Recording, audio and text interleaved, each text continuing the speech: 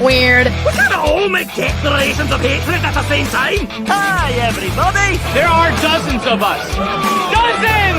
你好中国比较吸纳我爱更尊重中石油站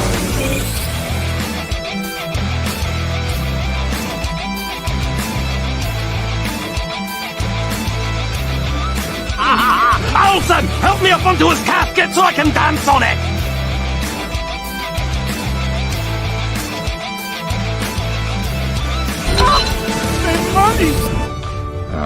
I don't care. But how did you ever find us? Oh, easy. We just read the screenplay you left us.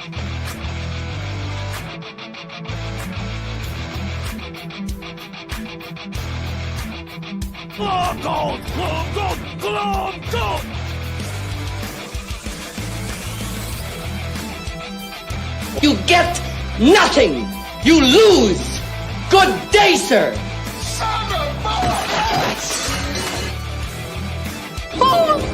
I'll help you. Everything is sexist. Everything is racist. Everything is homophobic. And you have to point it all out. Just when I thought I was out, they pulled me back in. Huh? Zappuccino. All right, it is Thursday night in Tooney Town, and that can only mean one thing. It is time for everyone's favorite pop culture podcast of the week. It is time for Tooney Talk TV. Folks, my name is Marvin, and I'm the Movie Monster. I'm also the editor-in-chief of ThatParkPlace.com, and I am thrilled to welcome you guys back to another stellar week of pop culture discussion. We've got a packed panel tonight that is ready to help you explore the goings-on in TV, in movies, maybe even some gaming. Probably not tonight, but sometimes, occasionally. We do hit it occasionally, but I can't do it alone. I need the greatest team that YouTube can assemble. I need the Tooney Town Titans, and there's only one way to start that off.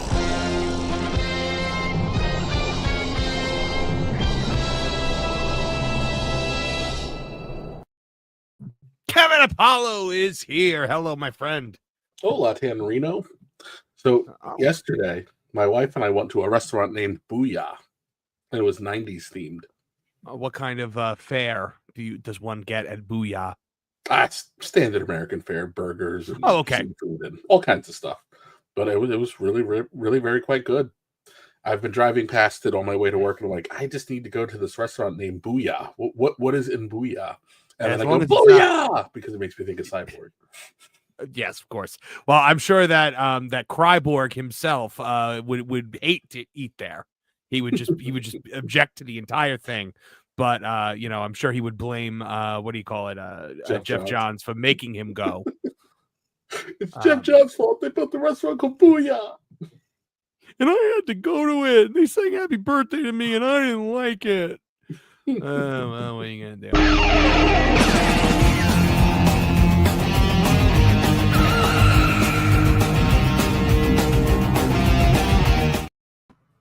It's Trish, everyone.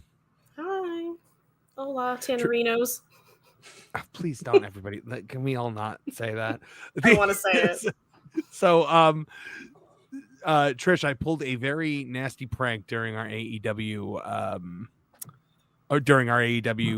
pay-per-view watch along. I played your music in the middle of it, and the chat flipped out thinking that you were there.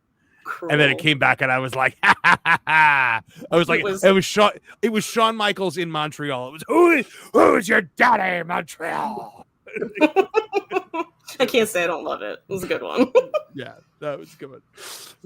But yeah, Trish, how you doing this week? I'm all right. You know me. Same. I do. I've known you for many, many years. So it's true. That is a correct statement.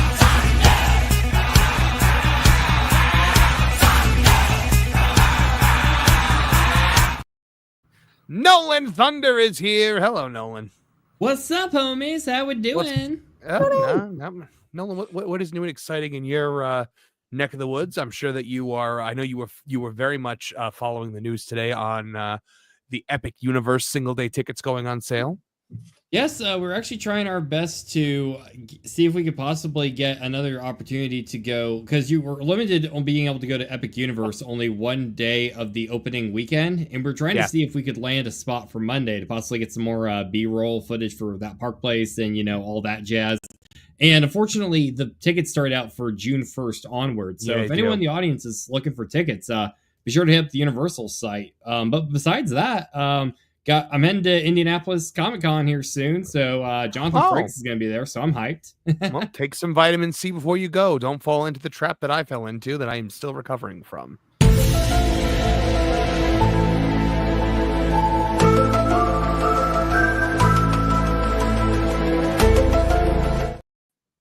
Martin Stone, ladies and gentlemen. Buongiorno, Cancino. Oh, my God. I just realized... Oh, no. Martin, you're a slave to trends, my friend. Oh, you know me. I'm always trying to do what the cool kids do. I was like, something is off, right? And then I realized it's JD Vance. So, oh my goodness. JD Stone. All right.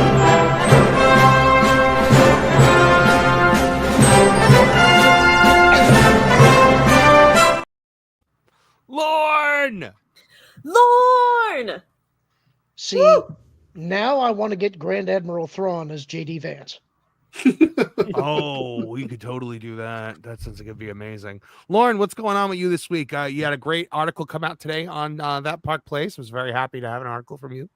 Yeah, I'm just kind of doing my normal thing. I still say you don't sound like Bruce to me, and that's about all I got going. Lauren popped into my Arkham Asylum game stream last night, and I just get a text from him and be like, "You don't sound like Bruce."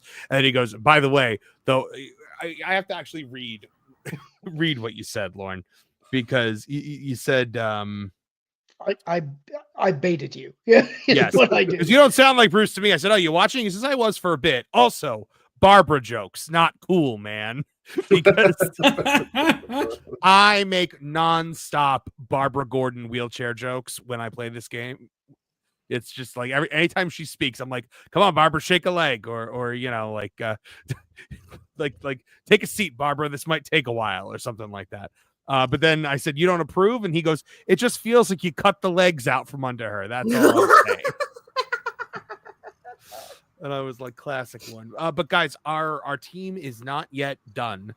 We have one more panelist to add tonight. When the crypt doors creak and the tombstones quake, Tombstone's out for his wing and wake. Grim grinning ghosts come out to socialize.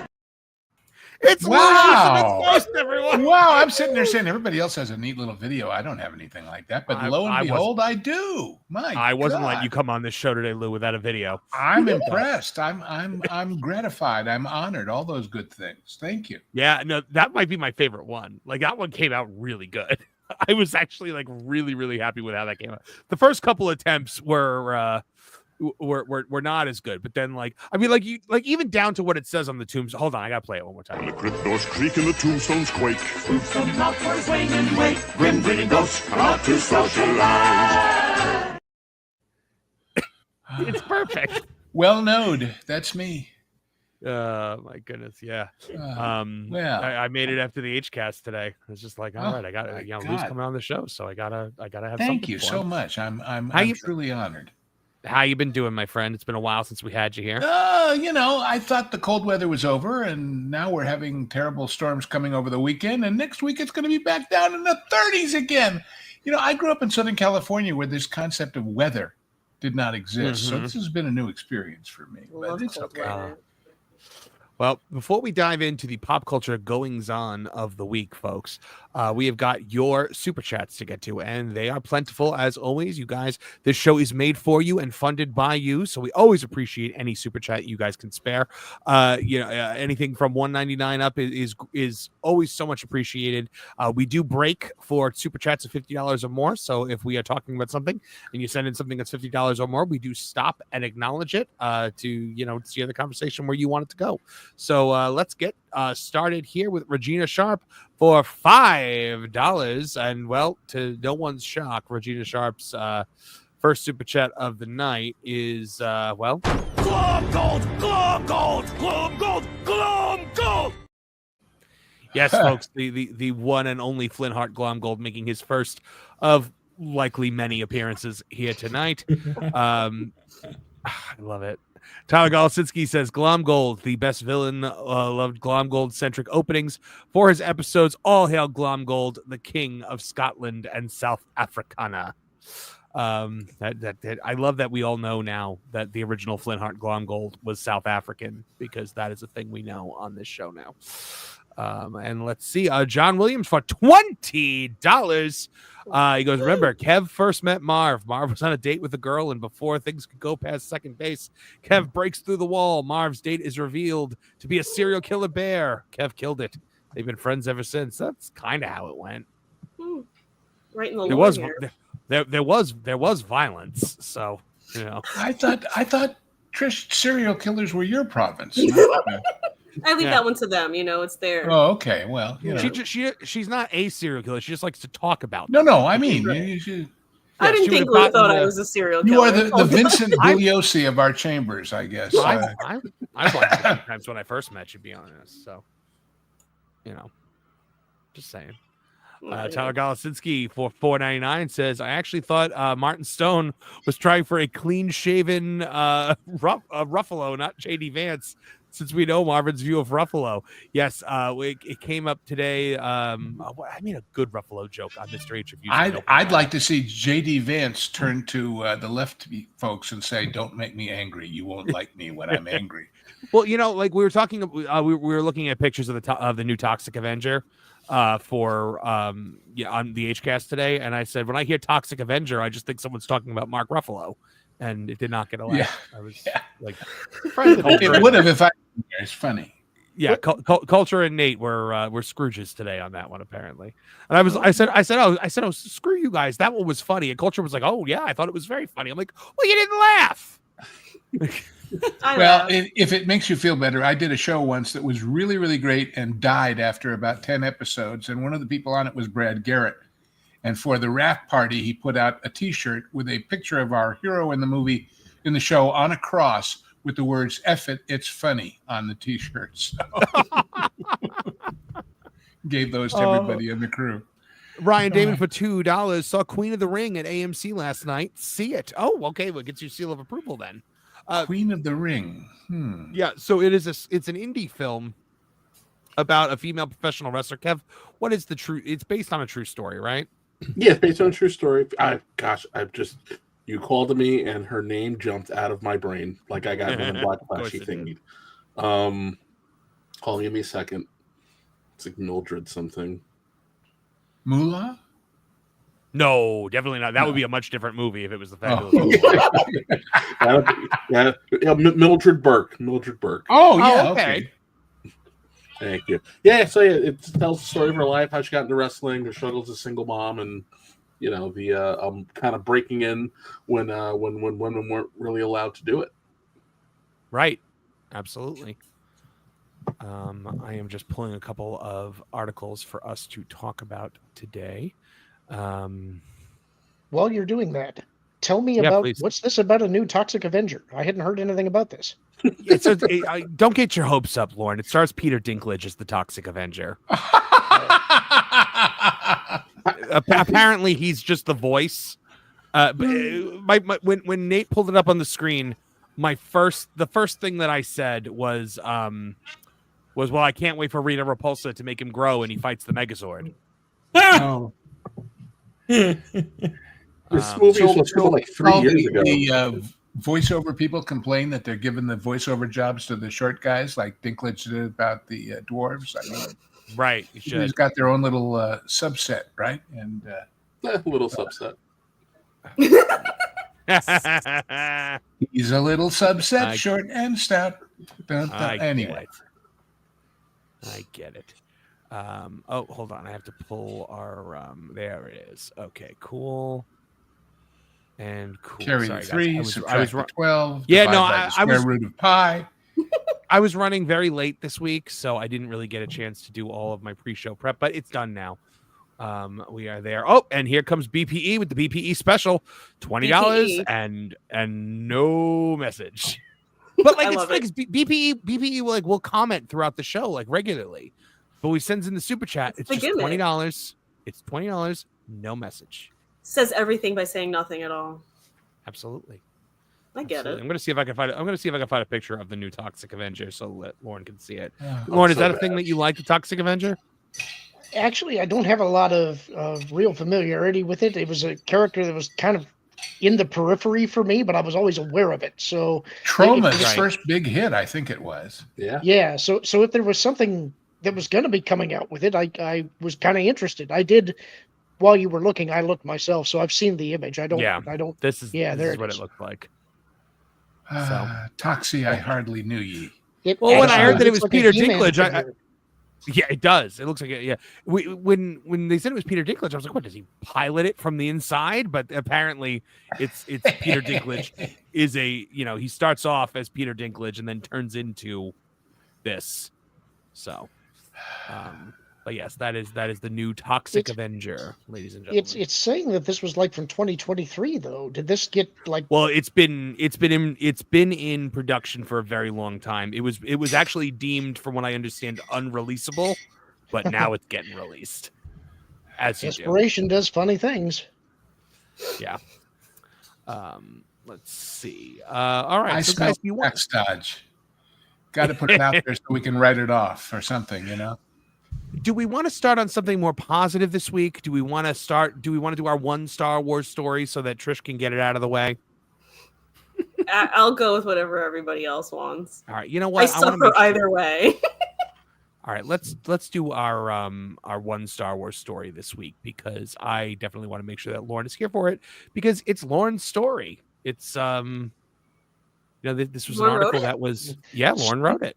Well, the article that you're citing is mine, but it's not really my story. It was the Young Indiana Jones, again, I forget the name, Chroniclers, I think, on YouTube.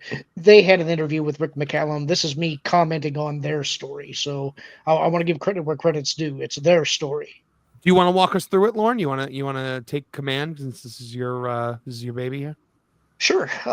So news was made this week when these guys, and again, I probably have the name wrong, but there is a YouTube channel that is dedicated to the Young Indiana Jones Chronicles, and these guys got a chance to interview Rick McCallum, and they ended up talking about Star Wars Underworld. Now, this is a series that George was working on. It was first announced in 2004 or 2005 at Celebration 3, I think it was, and the idea was that this was going to be a long-format television show that was going to be exploring the criminal underworld of Star Wars. It was also planned to tie into the Star Wars 1313 game, and it was going to be a more adult, gritty, almost a Sopranos-like show in the Star Wars universe.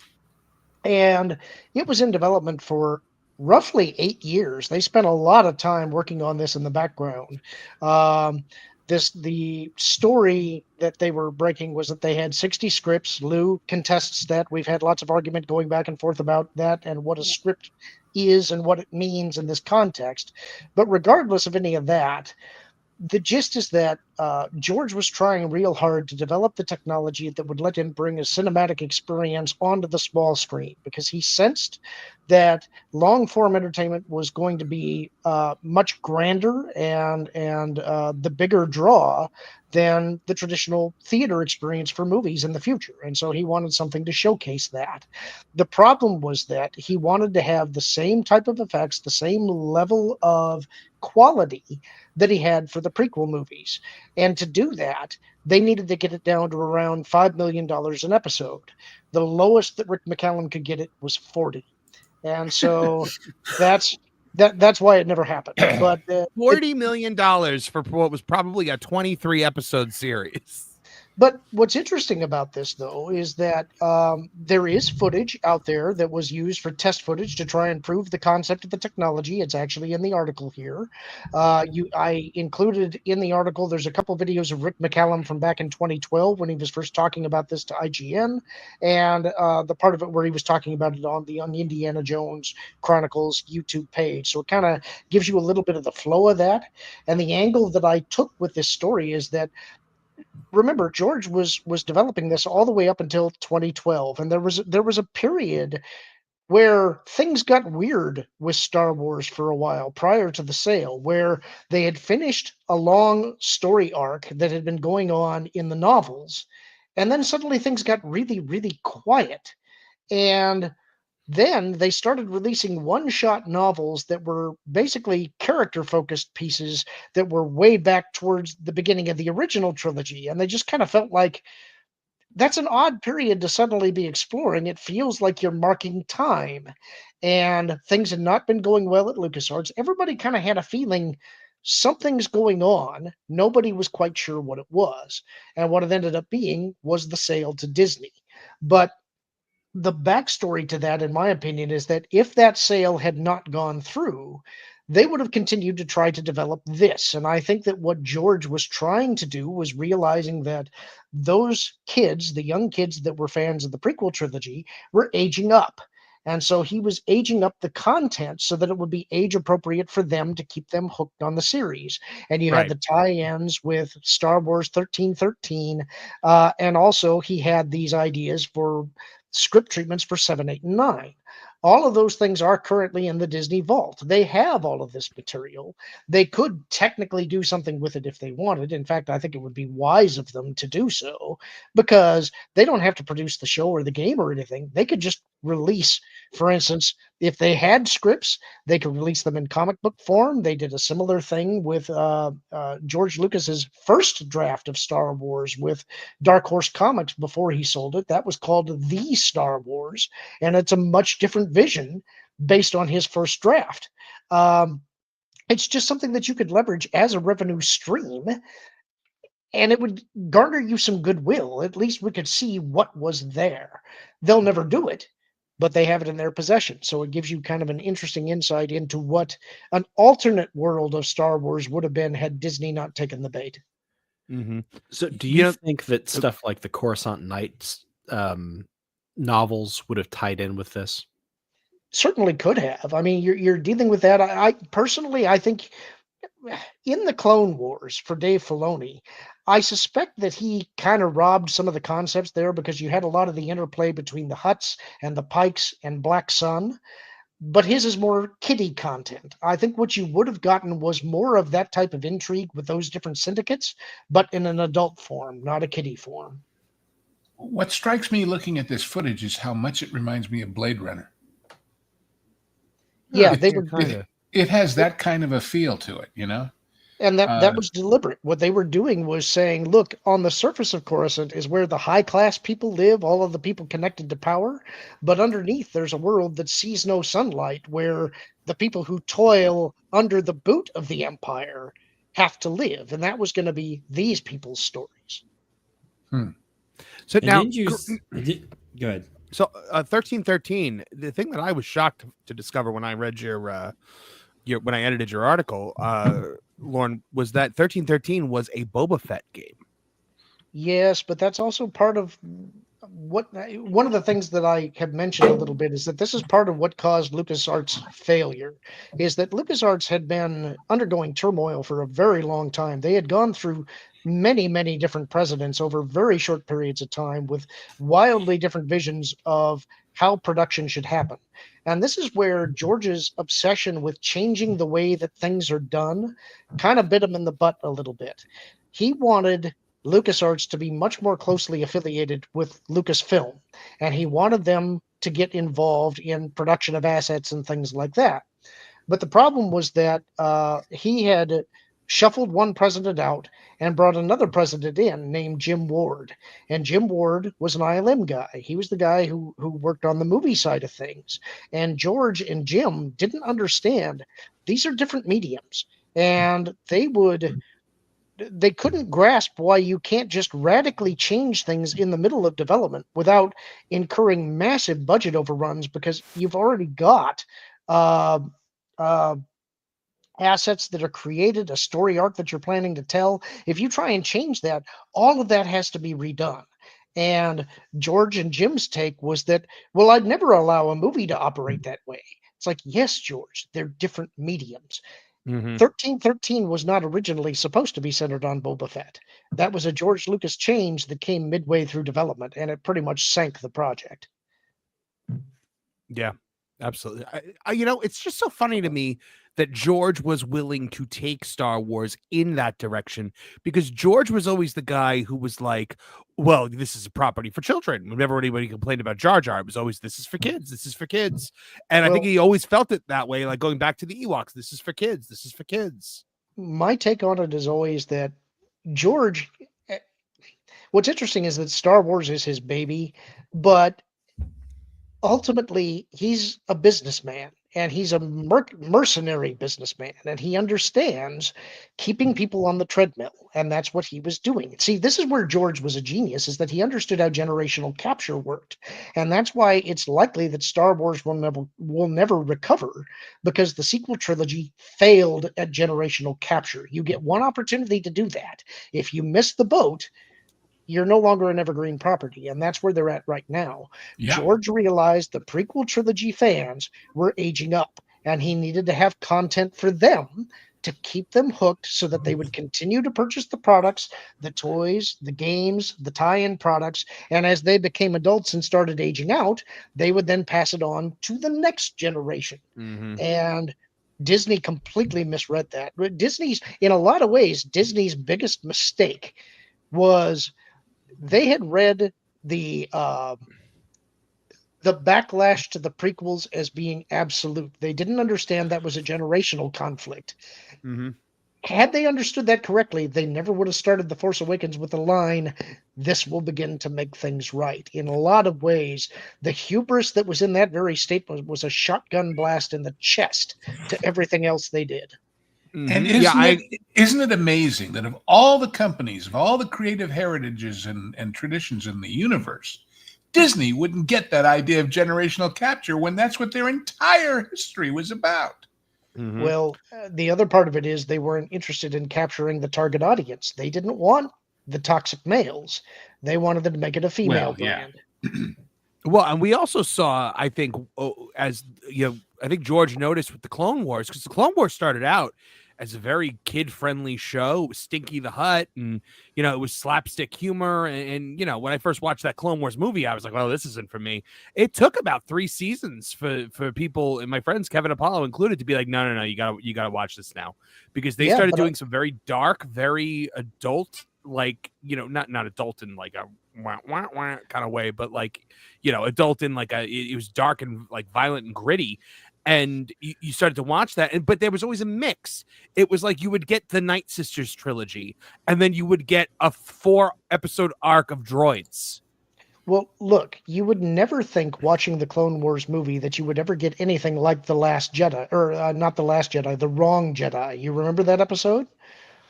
I don't remember that one. Which one was that? I would know it better if I heard the plot. This is where Ahsoka's put on trial for the bombing of the Jedi Temple. Oh, yes. Yeah, and it's actually, I mean, you would never think that you would get that level of drama, a legal proceeding, that's actually riveting in the Clone Wars, and it's because he was moving things up with the audience because he understood where they were at. Yep. Well, I mean, even things like the father, the son, and the daughter, the gods of the gods of Mortis, all the Darth Maul stuff. It was all very dark, but it was always with George. We used to always joke that it's all right. I'll give you something for you, but then we're going to do something for me, because it would be, you would get the Return of Darth Maul, and then you would get Bombad Jedi, which was the episode where Jar Jar and Mace Windu go on a mission Mace together. Windu, yeah. Yeah, and Jar Jar pretends to be a Jedi at one point. It's fantastic. But it was just, we always used to joke, it's like it's something for the fans, and then something that George likes, because we always said the things that George likes are the droids and Jar Jar and like all just the crazy stuff. But it's funny with the generational thing, like you say, Lauren, because I found with Star Wars that like my generation, I loved, when in the original trilogy, I loved C-3PO. I loved the Ewoks. And then people in the generation above me, though, were like, the Ewoks were so stupid. And I was like, wait, what do you mean the Ewoks were stupid? The rebellion would have failed without the Ewoks. Or they don't like 3PO, like solely. But then in the prequels, I mean, I was still in my late teens. I was actually in my early teens when the prequels started. But then, my early 20s, I think, by the time they finished. But I remember sitting there being like, C-3PO's slapstick in Attack of the Clones is some of the worst stuff I've ever seen. So, but then, kids might have liked it. Well, this is another thing that I think people don't necessarily get about Star Wars. I think Jon Favreau actually gets it pretty well, is that Star Wars can be deadly serious, but there's always a bit of goofy slapstickness to it.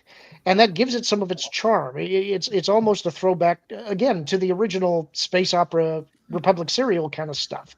There needs to be some goofy stuff in there that's silly and kind of lame, but also kind of fun, If you didn't have that source material that George was driving on, I don't think you ever would have got the feathered lizard that Obi-Wan rides in Attack of the Clones, and that's an awesome scene. Space lizard, yeah. Yeah. The Space Lizard is actually even cooler in the book, because when the clone troopers open fire on him, the Space Lizard sees it and at the last minute turns and takes the blast on its stomach to shield him. Yep. And that's, oh my gosh, it's so good in the book. But I digress about this book. Kevin Apollo, what do you think about that direction for Star Wars? Explore the seedy underbelly. Go more Sopranos-esque. I remember, I think they streamed, right? You could, or was it on G4 maybe? They talked about it on that celebration, and I remember hunting down the test footage and like being like, "Wow, this is incredible! If the show actually happens, this will be like the greatest thing ever." It's, I don't know. I am a person who, and not because of what happened with the sequel trilogy. I just kind of wish that George had held on to Star Wars in general. Right. I've never been one for one company gobbling up all of the IPs, because you don't get a chance at getting what's the best way to put it? A safe but different take on what's going on, as opposed to we're just going to do it our way. Like, it would have been nice to see someone do a different kind of Star Wars story, but know that it's protected because it's still under George's purview. You know, if that makes sense. And now it's just kind of like Disney doing whatever it wants to do. Especially with the way copyright laws are, the things go in that Disney vault and you never see them again. And I think that's almost even the Turner vault. There's tons of properties. When you look at old school Filmation getting gobbled up by Universal, there's just stuff you're never going to see again.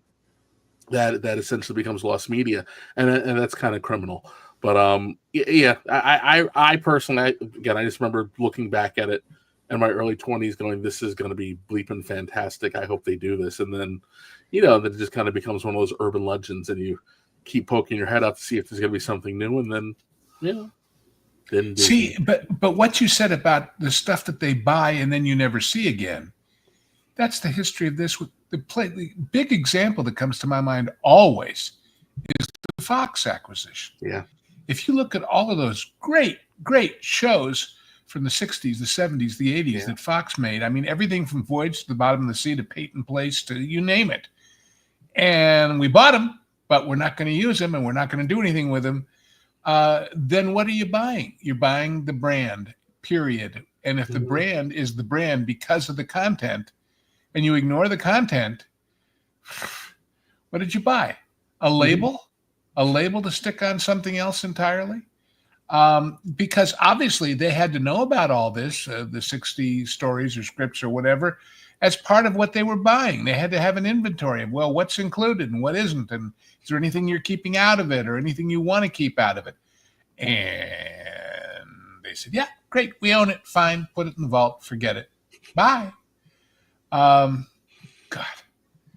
it's just astounding to me how you can spend that kind of money on any of these, Pixar, Lucas, Fox, and not use what you bought, especially when you're starting Disney Plus and you need some content. Yep. Anyway, such is the nature of the beast. I agree. Martin Stone, how would you feel about a more adult-oriented Star Wars, like the way George was taking it? I don't think I'd have much problem with it. We get a little inkling of it with something like Mando, but since Star Wars has its own cursing and things like that, I can let my kids watch it the same way that I let them watch Battlestar Galactica, which actually has some pretty mature storylines. The original Battlestar, surprising for the late 70s, but some mature stuff, and there's not a lot of swearing because they say things like frack. Right, so right. I would enjoy it. They make up swear words. I thought that was the most brilliant thing in that show. How they just made up like how Star Wars does it too with Dank Farrik. Yeah. But that's a Disney thing, I think. Well, back in the day in the EU, in the EU, it was Sith spit and Emperor's black bones. Yeah. Well, and look at back in those days on television, you either had to make it up or you had to make it so innocent that everybody knew what you were doing. The perfect example of that, Wonder Woman. I mean, they didn't design that costume because they thought it was Wonder Woman. They designed it because we got to put some TNA on the air for Daddy to watch along with the kids. But as long as we make her so wonderfully, charmingly clean, we take the sting out of it. There's a reason why Chris Hemsworth and Chris Evans, they always have their shirts off, because it's for the guys' girlfriends, it's for the moms, it's always in there. That was the old line about Bond, about men want to be him and women want to be with him, So anyway, poor Bond.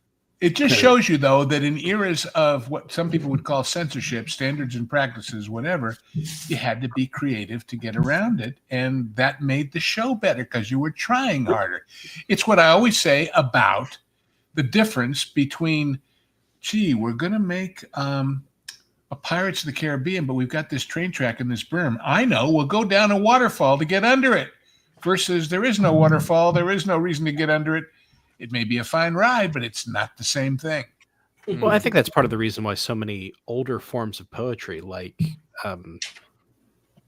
just longer verse, end up lasting better than something like 60s beat poetry. There's not enough rules in modern poetry to make it interesting. Or to make it poetry. That's true. It's like poetry. Or song lyrics. Wet You Know What versus, I don't know, My Girl. There's a guy on YouTube. I think his name's Royish Good Looks or something like that. And he does Star Wars songs. And one of the ones he did, the way I first found him, was he took that line from George Lucas where he says the stories rhyme, it's like poetry, and he made it into a song, and it's one of my favorite songs. It does connect to the sequel trilogy a bit, but it goes back to Luke mostly, because the lyrics are just like my father before me, the story rhymes, it's like poetry.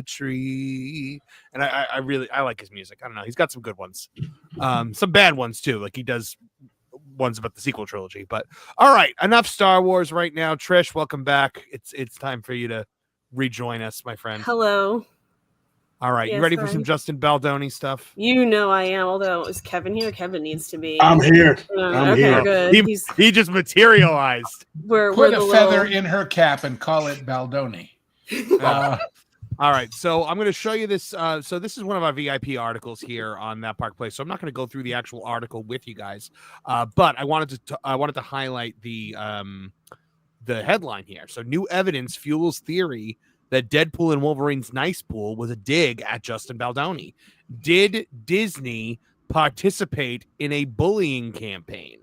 As that is the important thing here, is that last part, because if in fact we talked about this before, and I think we all kind of waved this off, like we all kind of had a chuckle about it. We were like, yeah, okay, Justin, whatever. But if it's true, and it's starting to look like it's true, that would mean true. That would mean that Disney knowingly participated in a campaign to humiliate someone. Well, do we know it's knowingly? I mean, they could have just done this. How could it not be? How could it not be?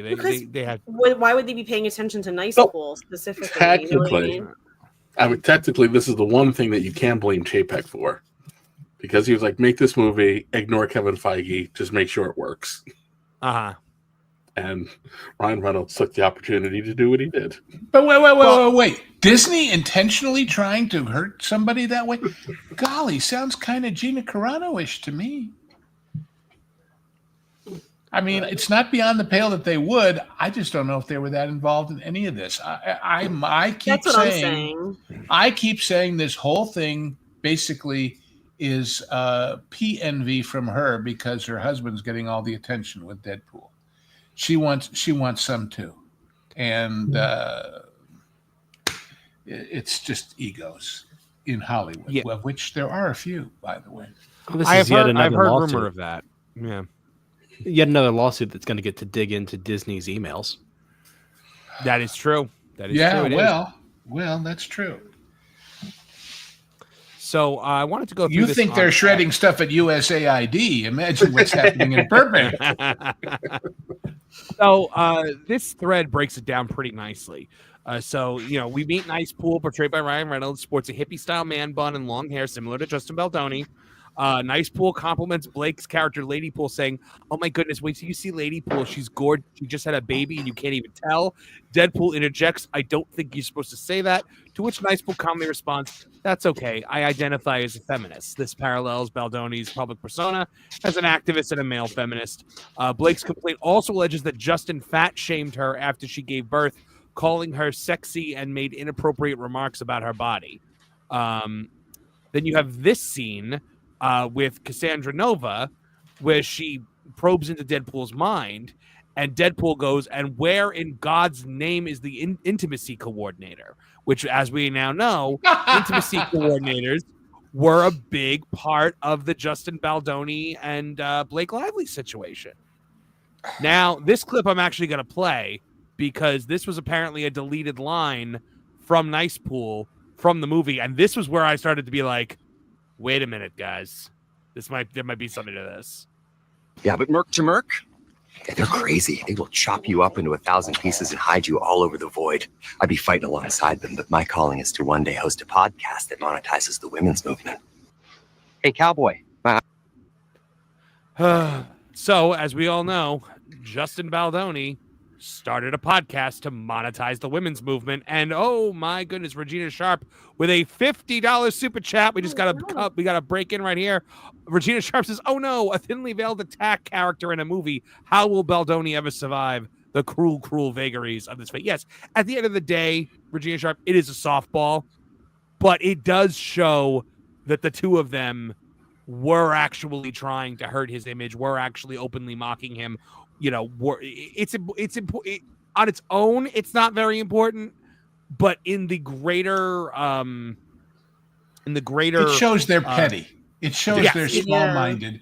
It shows that they're making jokes in a multi-zillion-dollar movie just to go after one person that 99.9% of the audience doesn't know about, doesn't care about, and never will. That's just. It doesn't say anything bad about him. It says lots bad about them. That's all. Absolutely. And Regina Sharp, thank you very much. Here's a little clip to show us our appreciation of you.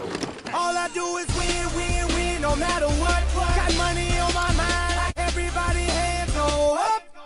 And they stay there. And they stay there. Wow. I love it. I love the Glom Gold. All right, but yes. Hold on. Back to this. All right. So Justin Baldoni had a feminist podcast called Man Enough, where he attempted to monetize women's. But Justin Baldoni's not a great guy, guys. Like, I don't want you to think that because Blake Lively is a terrible person that we think Justin Baldoni is amazing. I think it's in what arena you're talking about that in. Like, he seems like he's really faithful to his wife and his family, from what I can tell. So that makes him a good guy. But then maybe within the realm of working in Hollywood, like, maybe he's kind of like the rest of them seem to be, and he's not. You know what I mean? Mm-hmm.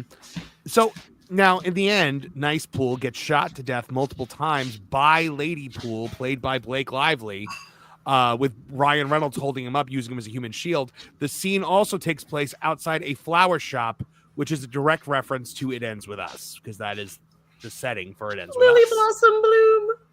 Yep. The Allistock in Bloom. I love the Allistock in Bloom. Blake Lively's Instagram post also hinted at hidden messages in Deadpool and Wolverine, shading nice men like Justin Baldoni who use feminism as a tool. So here is her post. She says, BRB, I'm buying Milky pens to write your name on my hand, Ryan Reynolds. My Y2K girlies, I should be competitive because It Ends With Us movie is coming out in 3 weeks. But when your middle school obsessions, your feelings post-baby, or about nice men who use feminism as a tool, your love of The Wizard of Oz, Succession, Sandy and Danny, Driving with Avril blasting, the way the choreography of a certain boy band song got me, of Baz Luhrmann fireworks to punctuate the moment, even down to the fact that our hair color is determined by seasons and the French method. This is a run-on sentence. What is she talking about? What is she talking about? Painted are all seen. My word, it's hard not to encourage my ladies to spot all the ways we've influenced Deadpool. I've never been more proud, and I've given birth 4 times. This makes the former presidential candidate's word salad look like a Grand Caesar made by the original guy in one. If this was an episode of Criminal Minds, we would have gone. This is a peek inside of the mind of a malignant narcissist. Yeah. At least we know that her Instagram is run by her and not an intern, because an intern is right. Yeah, really. Except no An intern would have used a comma.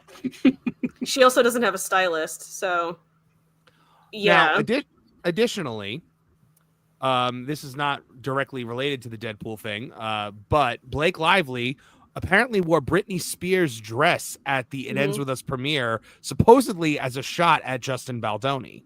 How's that one? Now, okay, so Trish, do you know the Justin Baldoni Britney Spears thing? No, I mean, I know Blake Lively wore the dress, and I was a little like, okay, wow, you're not Britney. But I don't know the connection to Justin Baldoni. So Justin Baldoni made a big deal over the fact that when he was on a TV show, hold on, I think I have an article on it. I'll just read it. Wait, is he really the Leave Britney Alone guy?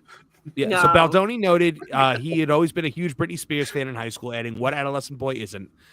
He said that him and the Grammy Award-winning pop star had exchanged social media messages in the past, leading him to think that that she would have a stronger reaction to him than she displayed. Because I had tweeted her and she had tweeted me back, I'd gone up to her. So in my mind, we were friends, but we weren't. I went up and I gave her a big hug, and I think I scared her. Baldoni noticed that his fellow cast members on the show were laughing at the awkward exchange, and he just wondered to himself, did I just harass Britney Spears? Again, so this just makes her, like, that story, let's just take it at face value, is like an innocent kind of funny, like, okay. She just looks terrible. If that's another pointed, like, it doesn't make you look like, you're not pointing out something about him that makes him look terrible or anything. It's like, well, and it makes her look terrible in more than one way, because, girl, you're wearing that dress. You're not Britney Spears. She looked way better in that dress. You know what? She looks old. Yeah. The dress makes her look old because it's too youthful. Yep. Yeah. All right. So exactly. What I felt was the smoking gun in the Nicepool Justin Baldoni situation was a photo of Justin Baldoni in a Halloween costume. Literally, so just resurfaced, and yeah, that's Nicepool. Thoughts, Trish?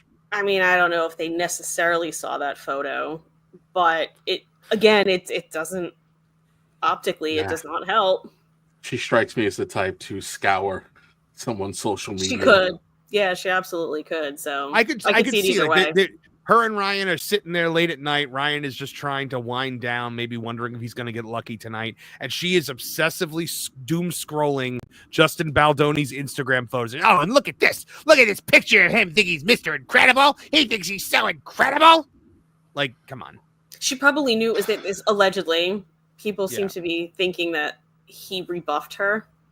Because she has a penchant for going after her co-stars. Or hooking up with her co-stars. She's got a little bit of a isn't pattern. That how her and RR got together? Yeah. I just sit here thinking, I love my wife and I would do anything to support her, right, wrong, or indifferent, because I love her. But if you're Ryan Reynolds and you're riding this amazing train of success called Deadpool, especially after some of the flopolas you've done, and you think, well, now that I've got this, what I'm going to do is turn it entirely into something to go after this guy that my wife doesn't like, that the audience won't even get, that I'm just so powerful I can do that with, 5, 10, 15 minutes of my movie aggregate? God, that's a small mind. God, that's a petty person. I mean, putting aside whatever legal and ethical complications in Disney and everything else, it just shows there's no good guys in this story. There's no anybody who's worth real people giving a damn about their fate. Yeah, but when your bank account's big enough, you could be as small as you want. Well, yes, until it runs out. Until it runs out. I'm sure the mindset was that, well, who's going to know anyway? I aspire to be that small someday. Well, that's what I keep saying when all these people get run out. When Ovitz was kicked out, I said, I'd go away for half as much. When Chapek was kicked out, I said, I'd go away for a quarter as much. Please send me away. But these people don't live on planet Earth, so, Not at all. You know what it strikes me as, and Kevin, Trish, you guys will get this. Martin, you might get this as well.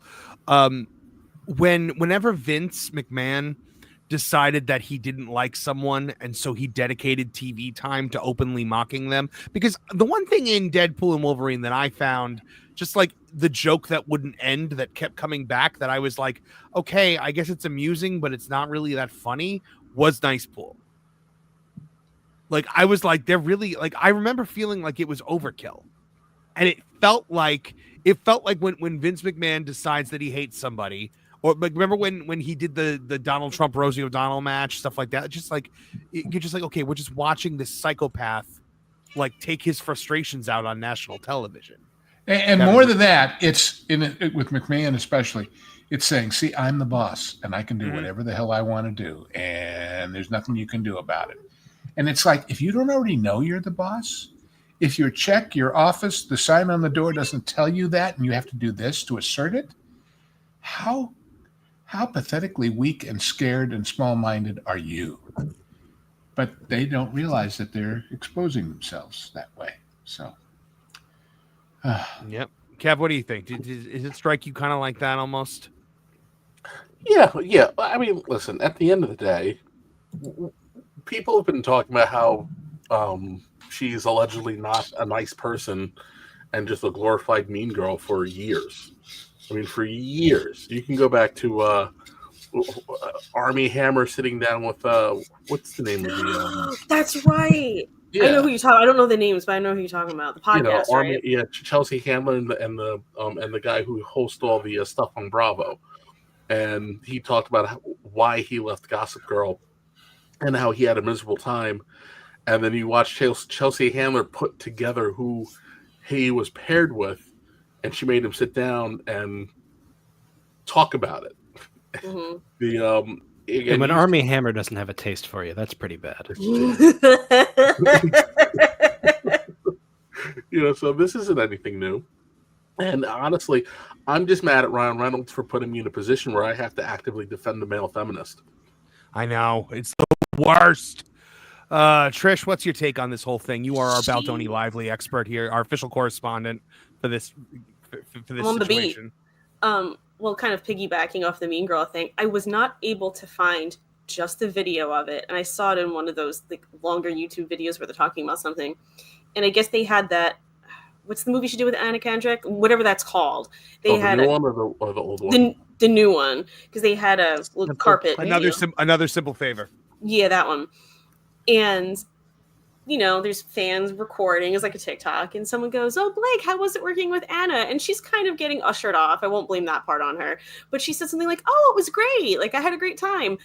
And then someone's like, "Anna, how was it working with Blake?" And Anna just goes, "Oh, just keeps walking." And I was just like, "Wow, okay." But she messed up, and what I mean by that is not because they're getting sued. If you didn't pay enough attention to Blake Lively, you knew who she was, and you thought, "Oh, she's in that like funny couple with Ryan Reynolds, and they just razz each other, and she seems like she's normal and nice enough." And she made people who didn't know enough about her look into her. Like it came out. And so now there's no one who's duped by it. Like even the really casual people who might have not been turned off by her in a property now don't want to go. So it's like, never mind the fact that you might lose this chunk of money. Your ego is really taking a hit now. You're in bad shape when Amazon has to turn off the comments on your. I was literally just about to bring that up because I figured we'll check in on this trailer this week.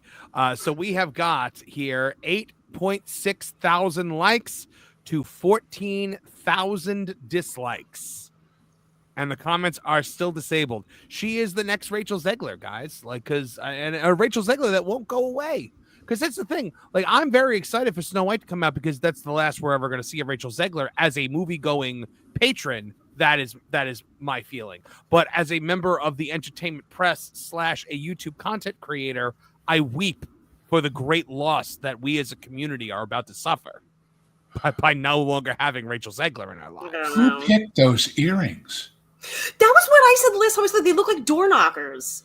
Yeah, it looks like something you hang a curtain off of. Oh, they're horrendous. Shower curtains. Or a hand towel. She probably did. This is why I brought up she doesn't have a stylist, because anytime you look at her and you're like, what the hell is she wearing? She picked it out. And it's like, this is why you hire people. Someone would have said to her, you look too old in that Britney Spears dress. Don't wear it. But she doesn't have anybody, so she just goes, Boof. And you're just like, it must be back in that I can do anything. I'm so great. I know all there is to know kind of vibe. It's like, you don't. Right. Well, the whole situation is just weird. Yes. I tell you, we've got Bree, we've got Amber, we've got her, we've got Rachel. The Island of the Lost Toys somewhere, or the Unpalatables is a new series they can do together. I guess it's a super team. I think we've got it. I was going to go to Lauren for comment, but I think I already have Lauren's comment. I don't care. That sums it all up. I have paid no attention to this story. I don't care about this story. I don't care about the people involved. Have fun, I guess. I don't care. Well, welcome to me with Star Wars discussion guy. Yep. I like making you guys trade back and forth. But okay, so let's take a look. So do we want to jump into this, because we got a lot of Snow White? So do we want to jump into that, or should we warm up with maybe like, you know what? Let's warm up with Avatar. How about that? Oh. The good one or the bad one? There's a good There is one. no good. That was exactly my reaction, Trish. When the even longer one is a better question. No, not the Last Airbender. Not the Last Airbender. I'm talking about the up its own butt Avatar. James Cameron. So James Cameron has confirmed the next Avatar will have the longest runtime yet for the franchise, which is great. Because the one thing that I thought about these self-indulgent nonsense films that for some reason make $2 billion every time they come out is, you know what? They're not long enough. Oh my God. I picked the best group of friends right now because in this God-given earth, I have no idea why they look at these movies as masterpieces. Can someone please explain to me why? No. Okay, this is not even so much about the runtime. I just want to rant with you guys about this movie because it's the weirdest thing ever because it comes out and it makes $2 billion, nearly $3 billion the first time around. Well, after they re-released it 4 times, but it makes all this money and then it goes away. It leaves no imprint on the cultural zeitgeist. The pop culture forgets these movies exist until the next one comes out. I don't understand how it makes this much money. Is it just because it's a very pretty movie? Because people like to go look at the big screen and watch water? Like, yes, James Cameron, I get it. You like water. Did you have to tell me that for 3 hours? Do you think the same crowd that goes to see the Fast and the Furious movies to where it's got a family message, it's not woke, so all of a sudden people just want to throw their money at it and take their kids to it? Because that's one of the only excuses I can see for that second movie. I have to say that although I have not studied it and I have no idea, it has to have something to do with what else came out those weeks. It has to have something to do with being the only game in town on umpteen screens. And if you want to go to the movies, there it is. Because let me tell you something. The last thing the theater owners of America need right now is somebody putting out a 3-hour movie or a 3.5-hour movie. Because you can't rent it as many times. You can't sell as much popcorn. Those are a kiss of death to theater owners. They just are. Yeah. But you know what I noticed when I was doing the legwork on this article was I looked up the actual box office. So Way of Water made $2.3 billion. The original Avatar made $2.9 billion. But when you break it down, not a lot of that came from here. Yeah. All overseas. The Way of Water made $684 million domestic. Now that's a lot. Don't get me wrong. And the original made $785 million. But the rest of its money comes from overseas, and that's a lot. So if the original made $785 million domestically, it made $2 billion internationally. Does China just like blue people?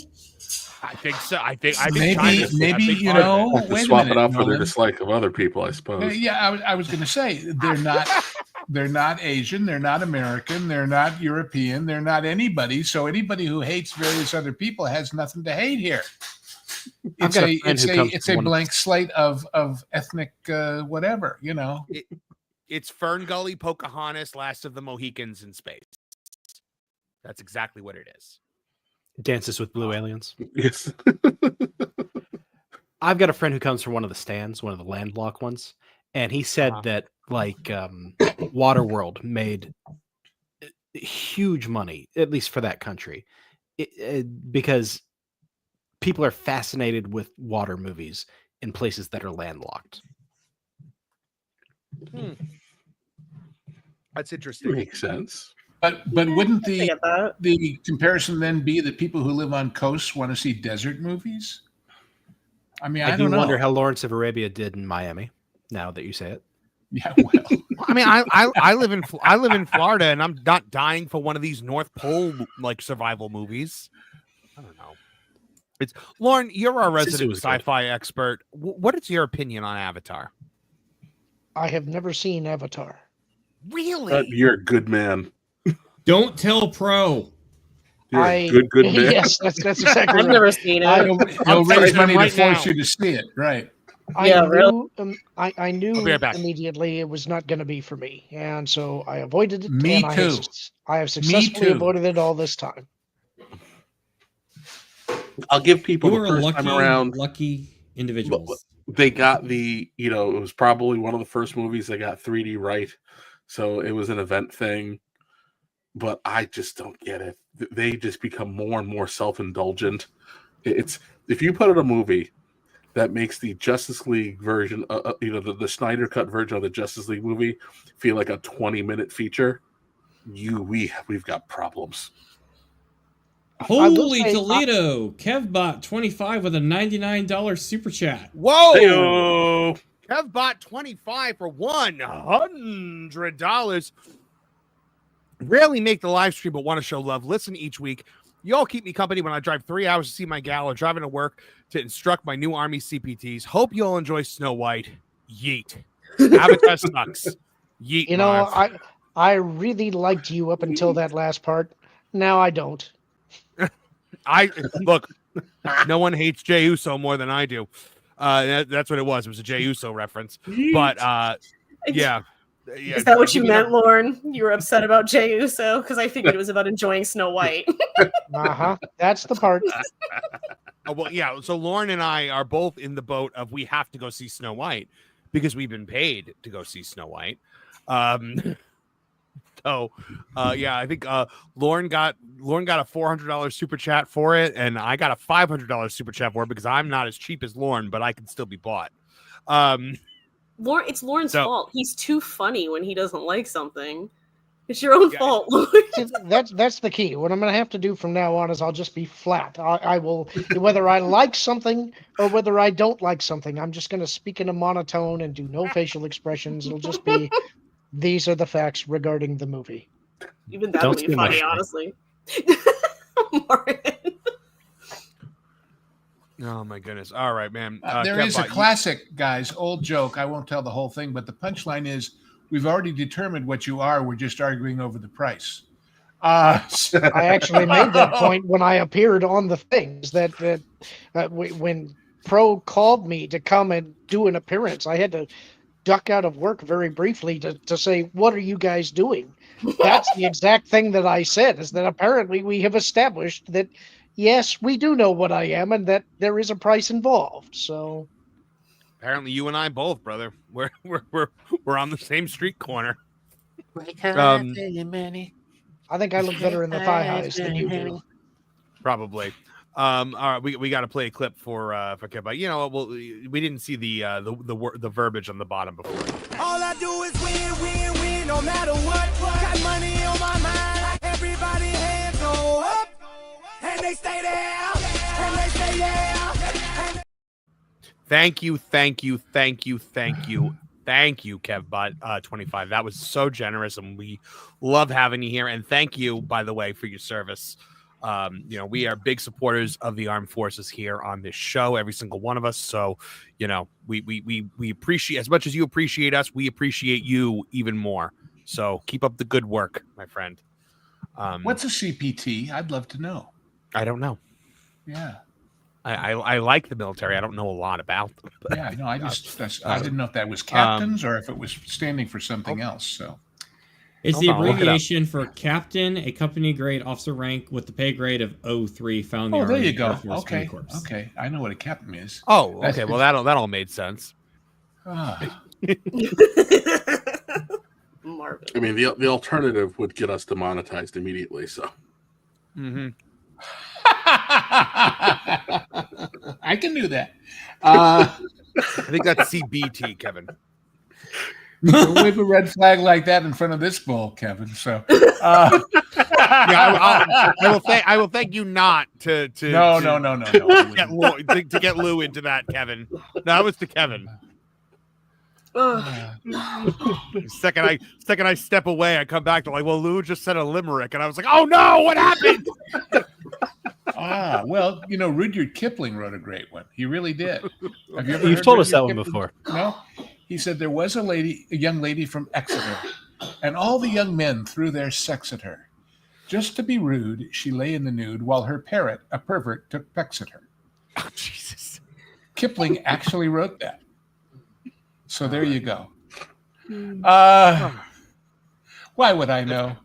Because it's cited in a movie, of course, because it's in The Magic Christian, which is a movie we have to do one of these days, Lauren. The one with Ringo Starr?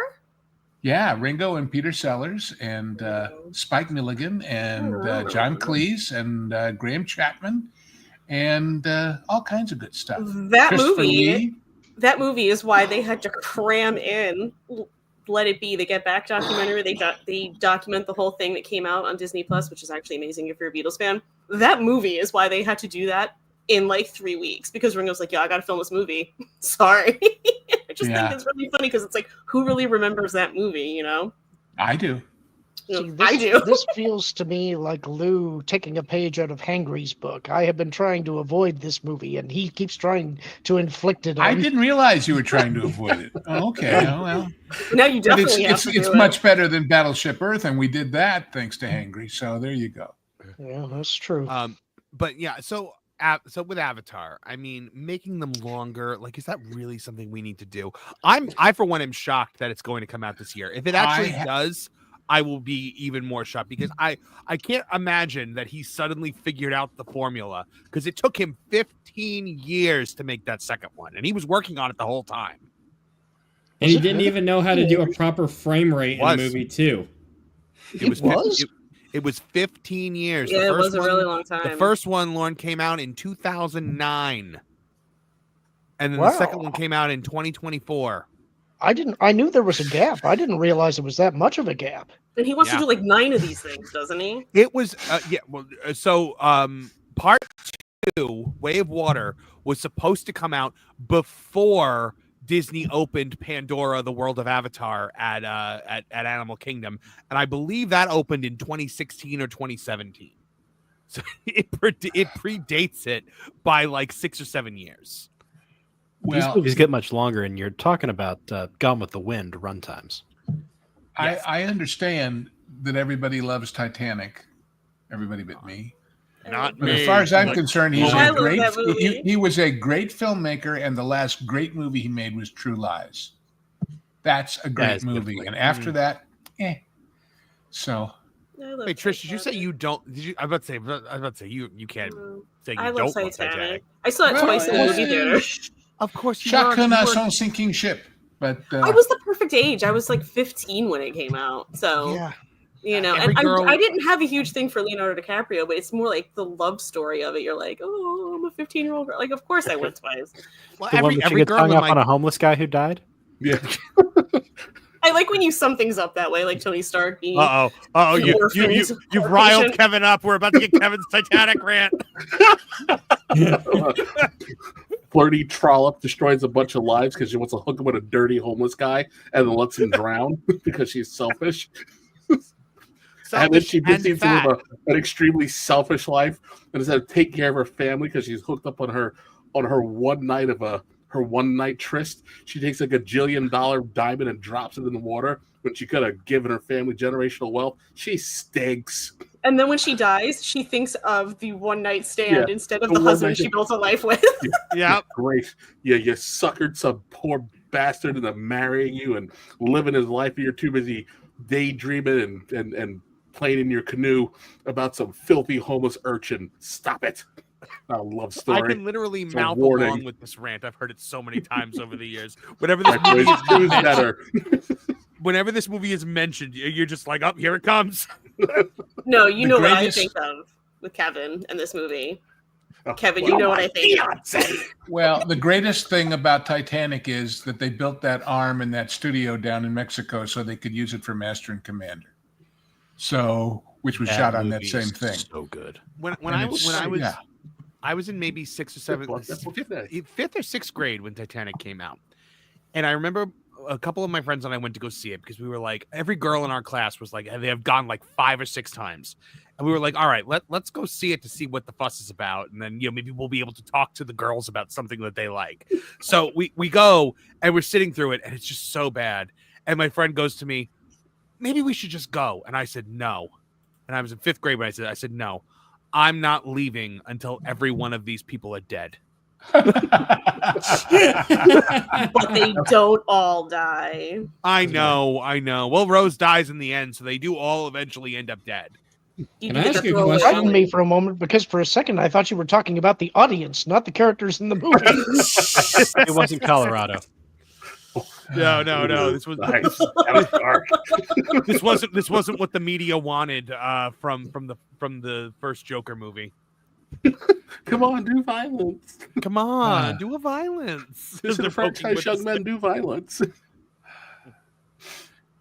Well, I was spoiled because I had seen a much better interpretation of the Titanic story. There is, believe it or not, an opera, a modern opera of the Titanic that was done in Germany, and they did it at Royce Hall at UCLA, and you live the story.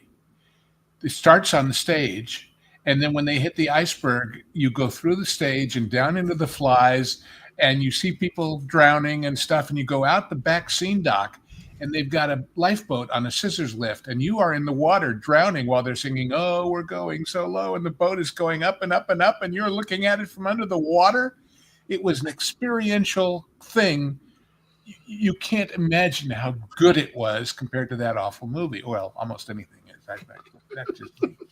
You know, I'm realizing that movie was the first sign that maybe I'm a little macabre, because I legitimately enjoyed like the part where like the thing is sinking. Like that was the part that grabbed me, and then like ever since I was really into. Exciting I mean, part? give him this. Ever since I was into Titanic, the actual Titanic, and like I know I went to the exhibitions when they were going around and all of that, and I realized that like when you think about it, the part that grabbed me was the part where 1,000 people died. You know. Maybe there were signs so there. Did you watch all the Bob Ballard submarine explorations of it too? I watched an IMAX one where they were talking about the rust barnacles, and that they discovered that was eating away. This was a while ago, but yeah, I've seen a lot about it. When Ballard did the thing about what's called Iron Bottom Sound, which was the water off of Guadalcanal where so many ships were sunk, and he took back the guys that were on those ships and took them down in the submarine, and they said, "That's the hole I swam out of to survive." That was powerful stuff. That is just amazing stuff compared to Cameron's I love this. Billy Zane fantasies. So, so I remember when I was in 8th grade, we did an entire like history like unit on the Titanic. Really? And we had like a big like week. We had like Titanic week where we had to each write a paper about whose fault we thought it was that the Titanic went down, and even I found that to be the iceberg. As an 8th grade boy. Yeah, yeah, you win, Nolan. That's the answer. Rose's fault.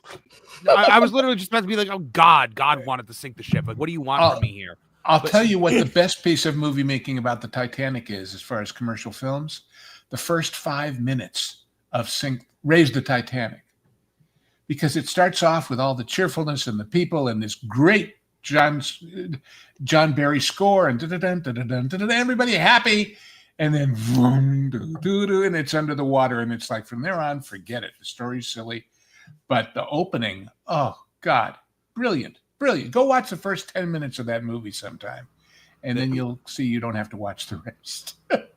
I remember the end of the week was we all had to watch the movie Titanic. And I remember being like, wow, what did you guys do? For the second time in my life, I have to sit through this, and I'm so mad about it. And then, like, when I hated Avatar, and somebody was like, "No, that's the Titanic guy," I was like, "Uh-oh, more now." I detect a trend," you said to yourself, in filmmaking styles. Yeah, it's. I mean, look, and this is the beginning of the degradation of American education, when that's history, as opposed to, like, I don't know, the Revolution or World War II or something important. In my history class, we got to watch Lonesome Dove. Nice. Really? We also watched The Last Emperor when we did our unit on China. Oh, so. Remember that. How much does a movie have to screw up to where you have a bunch of boys doing a school assignment and the movie has a boob scene and they still can't get it right? Oh, it's like watching Romeo and Juliet in English. It was culture. It's like that was. I think that was the way they like. I doubt they could get away with it today, but they were like, See, we watch artistic. movies for different stuff. When I happened to attend wonderful Beverly Hills High School, I'm not saying that to brag. It's just where we lived. And we had an actual cinema teacher. It's a guy named Stan Chapman, who'd been a assistant to Marshall McLuhan. And what did he show us? He showed us the first 3 reels of Citizen Kane with the projector lamp off. Wow. So you just heard the soundtrack and you understood how much from Wells' experience in radio made that movie what it was. And that's fascinating. You ever want to try an experiment sometime? But that's the kind of stuff, movies teach you is style and well, anyway, that's me. Lou, that is super, super interesting, and I'm really glad you shared it. However, I am also now stuck mentally on the fact that you went to Beverly Hills 90210 high school. Well, it's actually 90212 is where the high school is. The rest of it was a fiction In and my was shot mind, in Manhattan Beach. In my mind now, you went to high school with Luke Perry. No, but Richard Chamberlain was a couple classes ahead of us, I guess. And were they drilling for oil there when you were a student? Oh, always. It's been there since way back. We have our oil well. Yes. In fact, my parents used to get a check like once every 6 months for $150, something like that, because they paid out royalties to everybody within a certain radius of the well. Lou's video should have the Beverly Hills 90210 theme in it now. Yes. Oh, well, of course, the famous thing at Beverly High that people don't realize is real is in It's a Wonderful Life. That's gym with the pool under the basketball court. That's real. That's at Beverly High. It was built by the WPA during the Depression. The swim gym. And I swim there and I gym there and all that kind of stuff. Oh, amazing. The all right. So yeah, Avatar, I don't like it. I am not happy about it. But I am really hoping I don't like it. I'm really hoping sir, that don't like it. I'm really hoping that this next one that comes out continues the trend of each one making less. Because at 3.5 hours, it almost has to, only because there aren't as many tickets to be sold in a day. Yeah, but also with inflation, when they adjust for inflation, you go back 15 years, because there's a point that I made in the article was, at the time that the first Avatar came out, the median ticket price was $7.50, I think, and the popcorn was $1.50. Yeah, but there were no buckets. Yeah, so continue until morale improves. Yes. if we're paying money and these movies are just going to get longer and longer, James Cameron better at least include an intermission in the middle of it so we can all go to the bathroom or something. Like The Brutalist? Sure. Well, you wait, Nolan, you know about that program, right? Somebody wrote a program called Go Run Pee, an app. And it literally, they go the first day, they plot out the whole thing, and they tell you where the dull parts are so you can go run pee, and when you come back, your phone tells you what happened while you were at the bathroom. That's brilliant. I've heard of it, and it's genius. Yeah. That's pretty cool. Not sure how you monetize that, but well, we got to get some more super chats here. John Williams says Toxic Avenger is why Peter Jackson got into film. I can't believe I owe Lord of the Rings to the Toxic Avenger, but here we are. Have you ever seen Peter Jackson's early movies? No, I'm not shocked by that at all. John Williams for $4.99 also says 1313 famously was going to be a Boba Fett game, but that was made late. So the announcement trailer, the model for the character didn't look like Boba Fett yet. Lauren, is that true? You're nodding. That is true. Interesting. So we're talking young Boba Fett, like, and maybe like in the last level of the game, you finally put the armor on. I don't know if anything about the plot definitively leaked. What I know is that it was a late change, and it was George coming in saying, well, obviously this guy's got to be Boba Fett. And the developers are going, oh, no. And that's pretty much what happened. And I don't think the public even knew that it was Boba Fett until the game had already been canceled at that point. Mm-hmm. Yeah. John Williams also for $10 says Lucas wanted a male game to tie into Clone Wars show. When pitching, Lucas found out about Talon and became obsessed with her. He wanted the game to focus on her and a Maul clone. Sequel pitch had Talon in it. Talon? I don't. Darth Talon. This is Talon. This is also a true story. Talon was in the Legacy comics. The Twi'lek. Yes, yeah, and Lucas did love her character design. He wanted to put her in everything. He tried to put her in this ball game. He was going to pitch her for the sequel trilogy. The problem is that lore-wise, it breaks everything because she was a much later character. The age would be all wrong, and she would be paired up with the wrong characters. But George is a guy who likes striking visual design, and that's why he latched onto her. So in other words, if George was still in charge of Star Wars, I'm pretty sure I can confidently say that he would indeed have cast Sydney Sweeney as her. Just saying. Likely, because that was all her design, and she wore very skimpy clothing. It's honestly, I think he probably would have taken some flack for that, but I guess we'll never know. This is my joke, and I've told it 12 times, and I'm going to tell it one more before I give up. Originally, Sydney Sweeney was going to be the female Silver Surfer, but when they priced the cost of silver to make the costume and her, they couldn't afford it. Jeez. This stream and Sydney Sweeney. She's like an unofficial mascot of this show. But Nolan and Bring her Lauren on the light show. up when we talk about it. They really do. Or is it her Cupid kettle drums that are the mascot? Cupid kettle drums. Babaloo. Tyler Galasinski for $4.99 says Craven and Venom are now on Netflix, so I can enjoy watching them without the outrageous prices. Well, you can watch them without the outrageous prices, Tyler. But you're not going to enjoy them. But I've heard about Venom is a good movie. The most recent one, The Last Dance, and by the way, the first Venom is not a good movie, but it was an acceptable movie. The Carnage one was terrible, and The Last Dance was apparently nonsensical. No, Last Dance was actually the best of the trilogy. It had a great family message. I really recommend it if you ever get a chance. I know it's probably not a priority for you, but I was kind of shocked when I saw it, honestly, because that second one was a monstrosity. John Williams reporting anything else says at the same time Lucas pitched a comedy show for kids that strangely was done by the Robot Chicken guys. Seemed Lucas was making products for different demos. That was, yes, I don't remember the name of it, but I remember seeing the trailers for it. Lauren, do you remember? Star Wars Detours. Yep. It looked good. Like it actually, like Leia was like a preteen influencer. It looked really funny. My favorite line of it was Obi-Wan Kenobi at a open mic night on Tatooine, and he's standing up there and he goes, his name was Windu and he fell out a window. And it's like silent, and then he waves his hand and he goes, that joke was hysterical and you all loved it. And then the whole place starts laughing.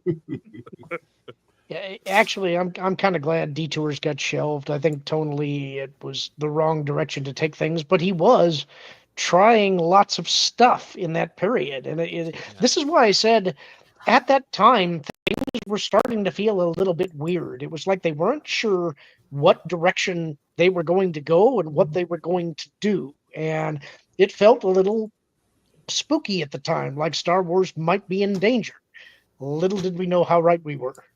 Yeah. Yep. So before we get too far, you've never seen Meet the Feebles? Is that to me or to Lauren? That's to you. Oh, I don't know what that is. Oh, that is Peter Jackson's. That's Peter Jackson's take on the Muppet Show. Oh, yeah. I'll see that then. What was I just gonna say? The Robot Chicken specials for Star Wars are actually excellent. I think that all three of them are pretty much home runs. It was exactly the kind of stuff that we would joke about, and I thought it was the third one is the best one.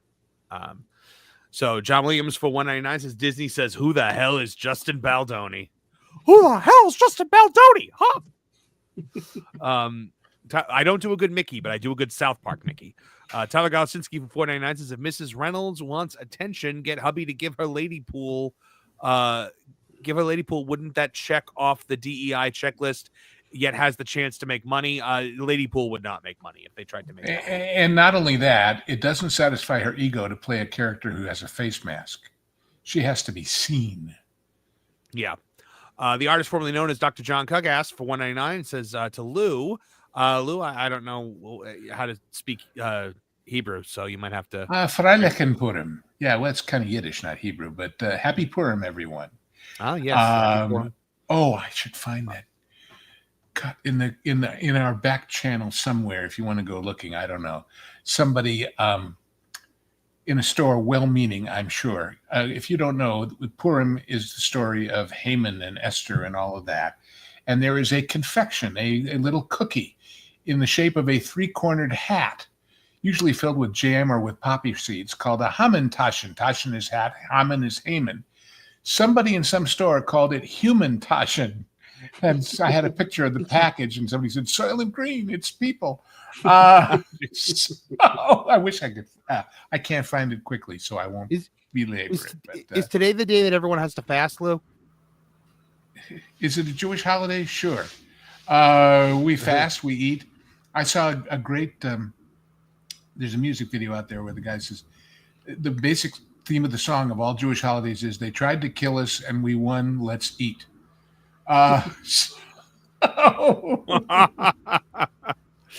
Regina Sharp for $5 says Pox houses both Baldoni versus Lively. Yeah. John Williams says, who knows? Maybe Nicepool was already a character, but was turned into Justin Baldoni to make Blake happy. That's also possible. Chef Eddie for $5 says, sorry I'm late. Have we reached the Trish has to see Snow White limit yet?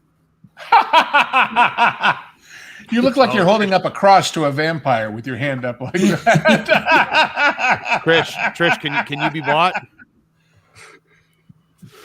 I don't know. I don't think higher than you guys for sure. So yeah, I don't think you're getting higher than us. I don't think, you know. Tyler Golosinski for $4.99 says, yes, but with certain customers, Marvin will be raking in the money because he's not human but orange and hairy. That's probably true, sadly enough. Rabid Wolverines LC Killer 17 for $2 says Titanic is a horror movie for men. Huh. Yeah, it is. Somehow that reminds me of the Hair Club for men. The horror movie club for men. I don't know. I'm their best customer. I like the sinking ship so much I bought the company. KevBot25 for $20 says encore, Kevin, encore regarding your Titanic rant. Man. All right, so we're gonna leave it there. We will get to the rest of Super Chats in a little bit, but we've got to move on. All right, guys, are we ready for Snow White yet, or should we talk about Black Snape first? I feel like we should eat our vegetables before we have our dessert. Yeah. Let's just get is Snow White the vegetables or is Harry Potter the vegetable? I don't know. No, Harry Potter's the dessert. For me. Yeah, Black Snape is the dessert. Okay. Yeah. Chocolate. Okay. Is it all dark right? So chocolate? our story tonight encompasses several articles because there has been milk chocolate.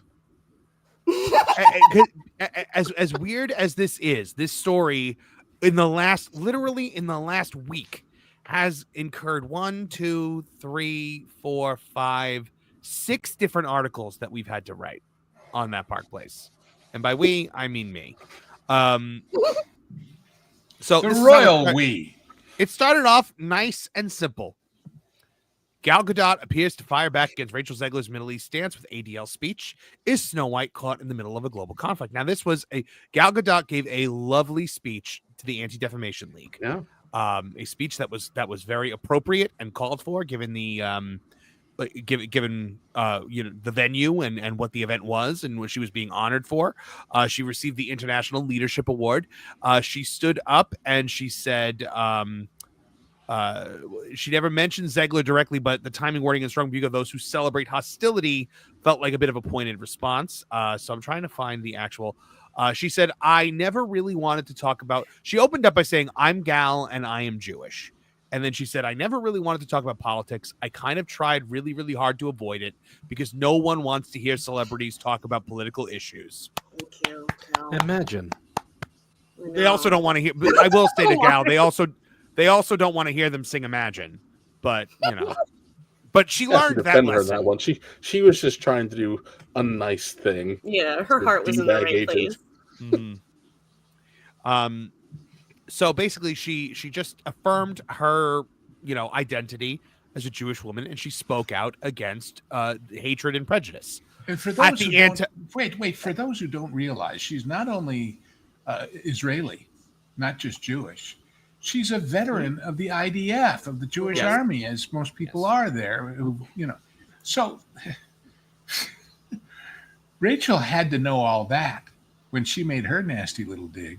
Mm-hmm. The fact that she was backing baby killers, of course, had nothing to do with what was wrong about it. But, well, I think you're assuming an awful lot, thinking that Rachel knows much about anything. Yeah. She just knows what her. Yeah, well, never mind. And then we saw the two of them walk out together at the Oscars. And it was very did you see Rachel Zegler walk out?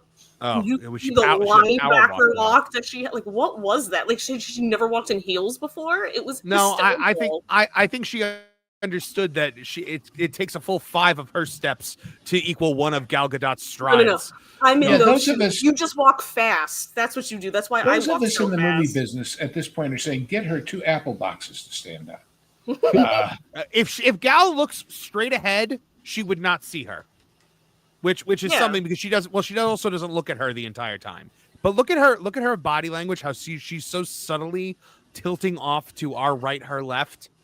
She is repelled by this woman, the odiousness of this girl.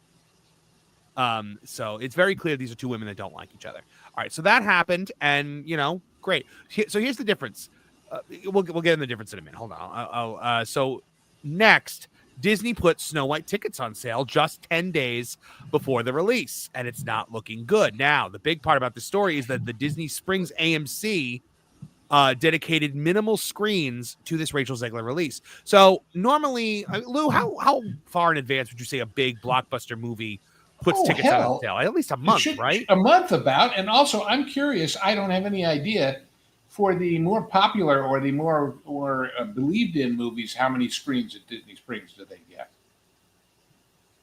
So I can answer that. I went for Captain America, and even that, a movie that was meant to, that everyone thought was going to bomb, had a wealth of screens, especially laser screens.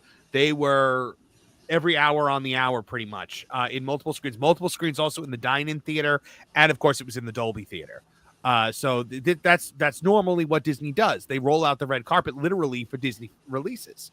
So let's take a look at what they did for Snow White. Now, this is for the Thursday preview on March 20th. Now, we have Dolby, a 3 o'clock p.m. and a 9 o'clock p.m. So this is important to note. 3 and 9, 3 hours apart. Dine-in theater, 2:30, 5:30, 8:30, 3 hours apart. That means there is only one dine-in screen dedicated to this movie, because we're seeing that in order to play the movie, clean up, play the commercials, before we have to have 3 hours between the films. So now let's take a look at the laser. 2 o'clock, 4 o'clock, 5 o'clock, 7, 8, 10. So that's 2 to 5. That's 2 to 5 and 5 to 8, 4 to 7 and 7 to 10. That is 2 laser screens. And Kevin Apollo, you worked in movie theaters. I showed this to you for your expert opinion on this, and I said, how many screens would you say this is showing on by seeing this? And you said immediately 2. Right? Yeah. This is weird. Well, it's not weird. It's Disney admitting defeat, because I can't see this. There's no interest in this movie whatsoever. So it's kind of is what it is. Well, and it gets worse when you talk about how far in advance they're selling tickets. Here in my town, we have a couple of major, multi-screen places, and 1 or 2 of them have IMAXs. But we also have at the famous aquarium downtown an IMAX that mostly shows, the IMAX nature movies of various kinds. But when a big feature comes out, they show it. I saw the Top Gun movie there. I saw Godzilla there. They say they're showing it, but they still don't have the tickets up for sale today. Yeah. So, well, and now I saw something interesting today. I don't have official confirmation on this because it's from a secondhand source, and I don't know how many were, but a source swore to me today that there was a number of showings in the theater for Snow White for opening night, and when he looked today, 4 of them had been eliminated, just canceled. And here's the thing, guys: there's nothing else coming out that weekend. Nothing else big that would mean in Walt Disney World. Because here's the thing: even though Captain America didn't do good, all of those theaters on that opening night in Disney Springs were packed, because you're in Walt Disney World. It's the end of the night. The parks are closing. You still have energy. Maybe you're a young couple on vacation. You say, you know what? A new Disney movie is opening this weekend. Let's go see the new Disney movie in Disney World. And you go and you see it, and it's a whole big thing. And like I said, they literally roll out a red carpet for you to walk with the spotlights and just it is electric when a new Disney movie comes out in this theater. 4 screens. 4. They have no faith in this film whatsoever. None. They know this is going to bomb. They know that. Go ahead. You don't need to do all this analysis to figure this out. People are paying hundreds of dollars to force other people to watch this movie. That's true. That's all you need to know. Because they knew you wouldn't do it for 20. It's a gag. It's a nasty prank. That's how bad this movie is. It's a prank, bro. A social experiment. Yes, the mean space lady paid me $500 to make me go see this show.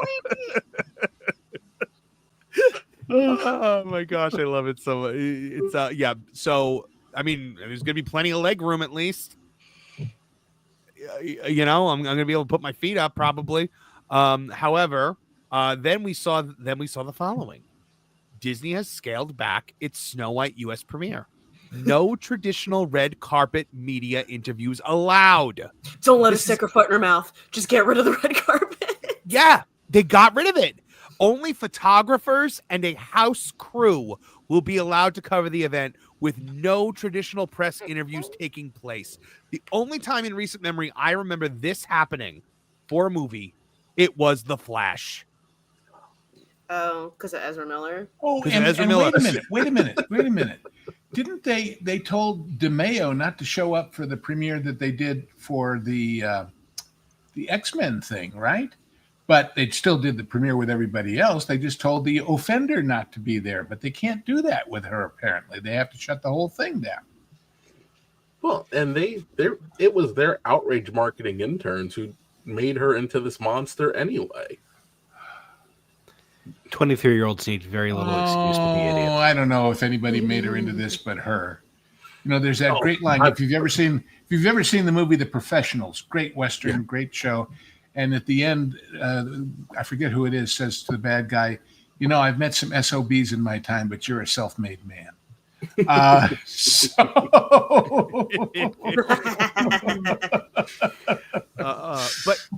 Ezra Miller. I think it's Lee Marvin. Anyway. Ezra Miller was a... She says 500 more for you to go. So if we made another $500, I would let my wife stay home because I said I'm making my wife go too, so I didn't have to go by myself. But you know that may be grounds for divorce in certain states. Yeah, really. Cruel and unusual treatment. Let's not forget about Lauren's son though. Like, think of the children here. Like, he's getting dragged into this too. Yeah, that is true. Well, because Lauren said that he refuses to walk up to the ticket counter and say one for Snow White, please. I laughed so hard when you said that.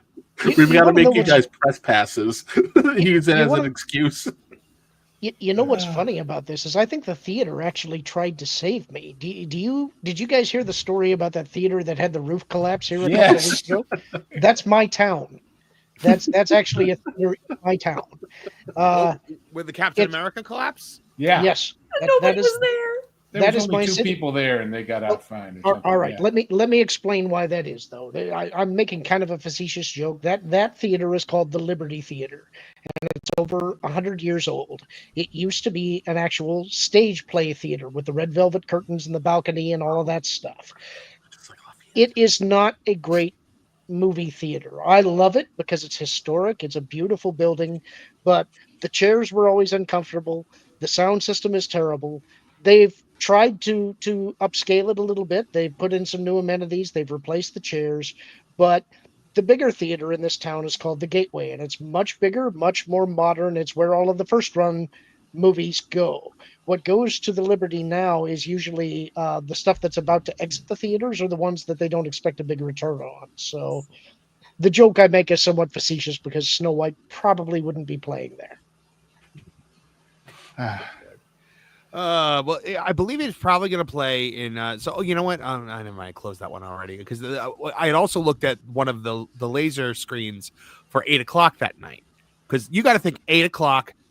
Kevin, do you agree? 8 o'clock is the prime time for people to go on a Thursday night. Yeah, for grown-ups. Yeah, for people with kids, maybe not. 7:30, 8 o'clock should be the there were 15 tickets sold. Yeah.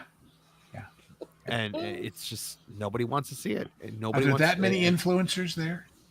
Apparently, paid to go. Might be.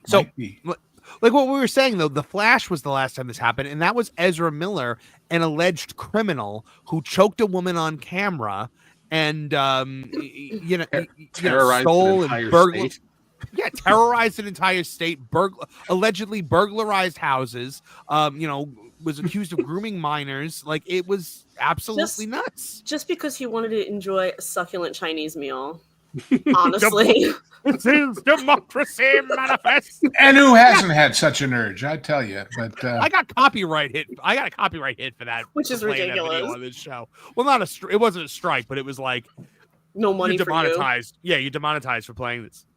I couldn't believe that.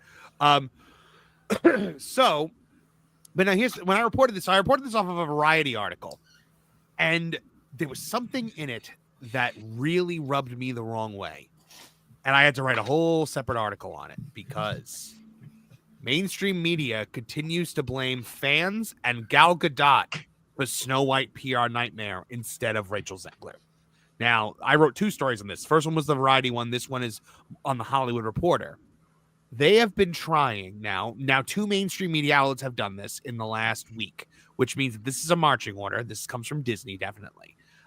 They are moving the heat from Rachel Zegler and trying to say, well, it's also Gal Gadot because of what she said at the ADL. And I said, what are you talking about? The woman affirmed her identity and said hate is bad at an anti-defamation league event. Rachel Zegler threw in her Middle Eastern political views in a tweet or Instagram post that was directly promoting this movie.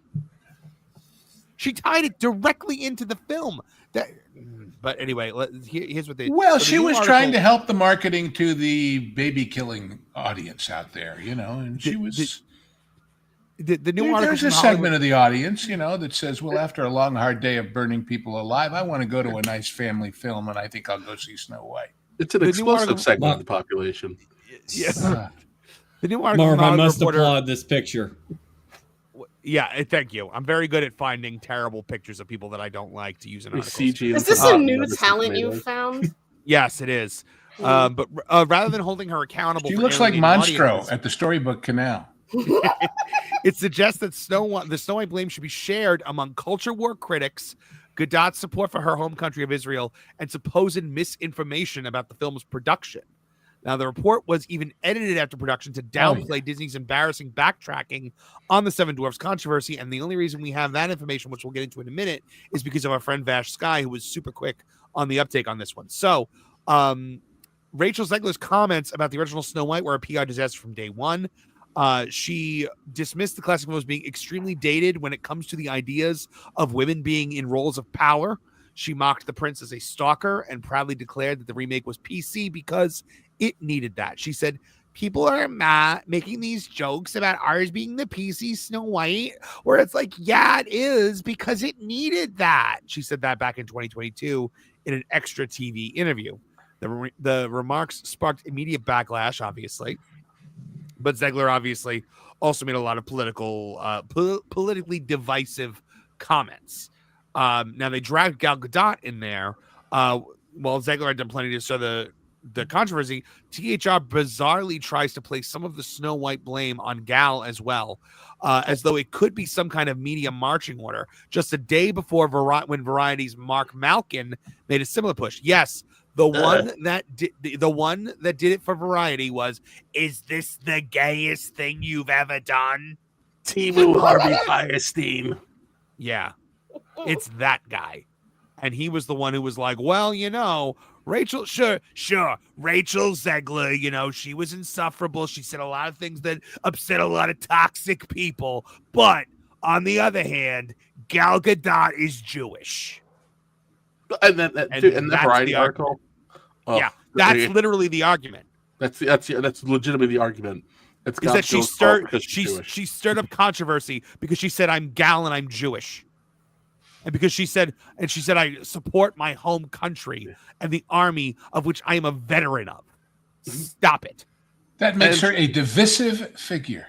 Yeah, in modern Hollywood. We're back to attacking moms again because Terminator Dark Fate didn't teach them that lesson enough, I guess. But the Gal Gadot speech was really very, very lovely. This is a person who Yeah, this is the person who, since she has popped up, right? I'm not going to pretend like her filmography is the most fantastic thing ever. She gave fascinating performances in The Fast and the Furious. But, when she became Wonder Woman, she became a fantastic ambassador for these studios. And she carries herself with grace. She's very articulate, very poignant, and she is as safe as they come. First of all, she didn't even respond to Zegler when she said her nonsensical lunacy.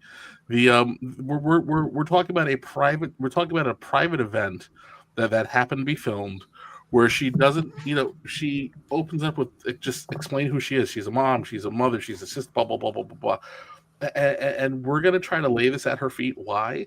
Because you guys taught this expectant little petulant brat to welcome the outrage marketing, because there was no toxic fandom backlash.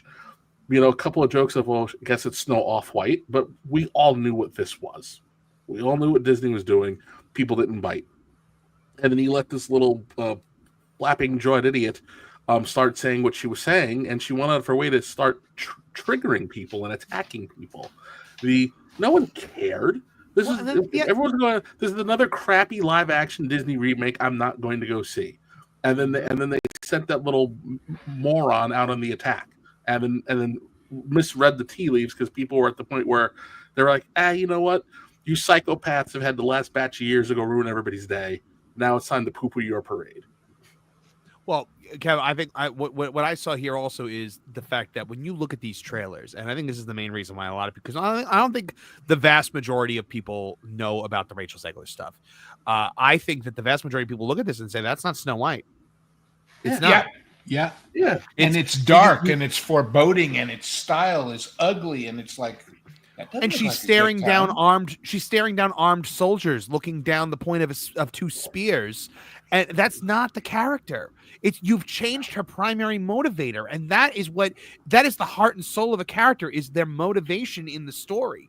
And by changing that, you've made something that's not Snow White. You've taken the name Snow White, and you have just and this is supposed to be and yes, I know there have been other versions of Snow White. Even Once Upon a Time had a different version of Snow White, but you cannot fundamentally change it when you are making a remake of a specific movie. I'm sorry, go ahead, Kev. I would say this should have been the easiest thing for them to remake. It shouldn't have cost them much money.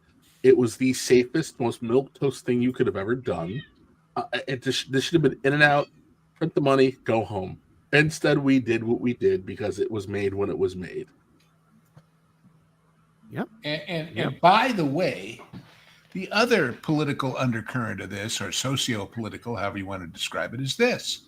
How dare they remake a movie whose basic theme is people trying to find true love and live happily ever after? Yes. With a person of the opposite sex. Oh my God, that's scandalous. That's horrible.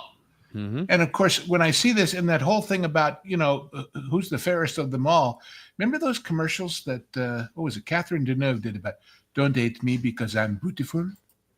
well, if the face fits, who are you going to pick? So. But I like to point out that Photon Empress has changed her name to Evil Space Lady. But yes, no, she's right. Movies take a while to work their way through the system, from scripting to greenlighting to rewriting to pre-production to production to post-production to reshoots. And she says, I think they just missed the culture shift here, for better or worse, but they do seem to be shifting, albeit slightly. I agree. Concept of creation is a thing that I talk about all the time, and the how long it takes. Article I wrote for that Park Place is all about that. If you want to go back and find it, folks. And that's why I always say. That's why I always say, Lou. It's a situation where you've got if they decide today to change everything, no more woke anything, no more of any of this stuff that they're doing, you would not see that reflected on the screen for 3 to 5 years. That's right. In video games, even longer. And by the way, when Lauren and Hangry and I did our genre guys thing of Demolition Man, one of the things we found was that they were working on the script before they ever turned a foot of film for 6 years to get it right before they started. What a concept. What a concept. Nowadays, we'll fix it in post, reshoot, post, and then we can't make any money. Surprise. And the other thing about that issue of all the stuff that's in the pipeline, it is a tradition going back to forever that when a major studio fires the boss and hires somebody new, the first thing they do is cut all the ad pub on everything that's in the pipeline to prove, see, you were right to hire me and get rid of that guy. Everything he was making was a piece of junk. So it's going to take a lot of clean sweeping. And of course, these people are infiltrated at all the levels below. These things would say, oh, well, if Elon Musk bought it. Oh, well, if Nelson Peltz won. Yeah, but... And when you went to the people under the KKs, under the people, under Bob, and said, you're fired because you did all this stuff, they're going to sue you because they're going to say, as many such malefactors have said throughout history, I was just following orders. Yep. And they were. Mm-hmm. So this is a rot that rots deep and long. And don't hold your breath waiting for it to change because it's going to take time. We've got a little bit more information on this one as well. So the Hollywood Reporter did something that I thought deserved its own article. So the Hollywood Reporter quickly edits comments about Snow White's dwarfs controversy, reverses course to fit Disney's PR narrative. So something strange just happened in the ongoing Snow White disaster, and it raises serious questions about Disney's influence over the media. The Hollywood Reporter recently ran an article acknowledging the many PR struggles that are surrounding the Snow White remake.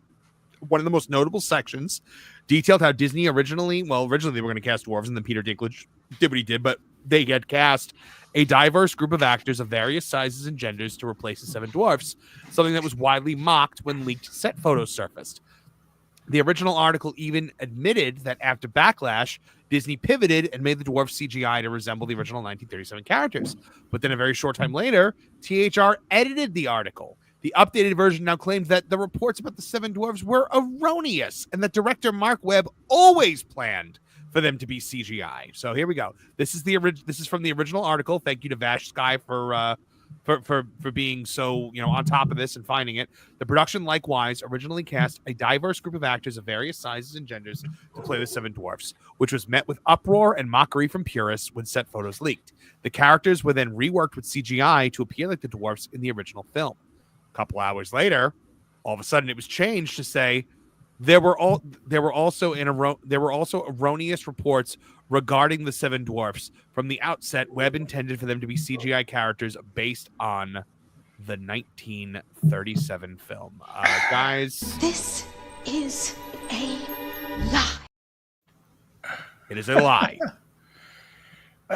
Go back up to your very first sentence, because I love you, but I got a bone to pick. Sure. When you said serious questions about Disney's influence over the media. No, this is a serious question about the media's willingness to be influenced. That is true. The Hollywood Reporter and Variety were trade papers. Nobody in the general public read them. Nobody cared what they said. They were insider stuff for the industry. But then the wonderful world of online happened, and they became venues to the world. And suddenly what they said mattered a lot more to the people at the studios because it was getting out of the club. It's a whole different world, and there is no honest, independent outside. There was for a while with Deadline before she sold it. These people live and die based on the advertising and the support and the goodies. They're no different than the Disney Park Pixie Dusters. No different. They just have a more famous heritage and a bigger name and a bigger budget and a bigger staff. Yeah, it's so Lou, do you think that what happened here was that they printed this original blurb here and they got a call from someone? Oh, sure. Absolutely. Without a doubt. They got a call saying, change it. And it wasn't a please. It wasn't a would you. It was a do it. And they did it. Well, I mean, look, it is they are very much going along with the Disney, the Disney the Disney mind control, because Disney has never made a mistake. Disney has never done anything wrong. Disney always does everything perfectly the first time, and the way things are, that's the way that everything was always supposed to. There's no war in Ba Sing Se. Remember when those pictures first came out of the what did Pro call them, the 7 baristas or whatever? The 7 baristas. Culture called them the 7 dirty hippies. Yeah, when those photos came out, they disavowed them. They said, "Oh no, that's not anything. Those are all stand-ins and figure models." And yeah, right. Mm-hmm. Pay no attention to those dirty hippie baristas behind the curtain. You can tell they got yelled at because there's that typo in the sentence. So it's almost as if someone was like, and quickly typed it and just shoved it out there. I noticed that too. By the evil space lady saying, "Don't you disrespect my Disney." We are disrespecting Mr. Bob Iger. Bob, what are you singing? That's my Bob new is favorite never play. wrong. Bob is That is, never by the way, wrong. that is from Tyler Dean McDowell's new song, "What Walt Would Say," and it's amazing. And anytime we talk about Bob Iger and the stupid decisions he makes, I am going to play. Bob, what are you singing? It's so good. He does it with such anger too. I love it. Okay. Moving on in this story. I want to just show the picture of the 7 dirty hippies. So yeah, of course, we know it started. Peter Dinklage came out, kicked the stepladder down behind him. He made a big stink. Some might claim that it had a small impact, but I think it was actually quite large. These are the 7 dirty hippies. Only one of them is a little person. 7 Portlanders. As you can see, they are 7 dirty hippies. I believe someone in the song when they songified the comments from the YouTube video, it was Mud Brown and the 7 Discord mods. So, and by the way, if this is actually your plan all along, if you were always meant to have CGI dwarves, why do they look so bad? If you had all this time to make your CGI dwarves, the only reason why anyone is accepting the fact that these characters look the way they look is because they're like, yeah, you fixed it in like a week. Unsubstantiated fantasy. Lies. Oh, that's the one we need. We need that one. Okay. You need to make a list of all of the clips that I need to pull. Fools! Idiots! Imbeciles! Those are the people that are running the show over there. Hey, Marv, if I read the Sam Hollywood Reporter article, they make mention that the expected range for this movie is going to be like 50 million to 55 million. And then they say that if it's on the high end at 55 million, it's within striking distance of the 67 million that Cinderella did. So really, it's not as bad as we think. And this, I think, was the original version of the article, not the goosed up one. But that Cinderella movie came out in 2015. Yeah. I think it was. Was it 2015? I thought it was even before then. Oh, okay. It could be. Let me look it up real quick. No, you're right. You're right. It was 2015. For some reason, I thought that was like Avatar territory. So yes, you're right. If we take inflation into account, that Cinderella movie in 2025 is making 90 million. Yeah. And Yeah, it's not as bad as we think is hardly a marketing position to stand on, is it? The average ticket price 10 years ago was $8.43 compared to today when it's $11.31. You know, come to think of it, that does change things too, because not only has it inflated, but a larger portion, because ticket sales have inflated faster than the rest of the consumer price index. So that's even more tickets sold than just inflating the money supply. And the competition is not one movie to another. It's, do we eat this week? Do we pay our rent this week? Mm-hmm. It's a bigger financial decision than it was then. It just is for the average family, for everybody out here. They are AW neckbeards. I can't read this out loud, but I'm just going to put it on the screen.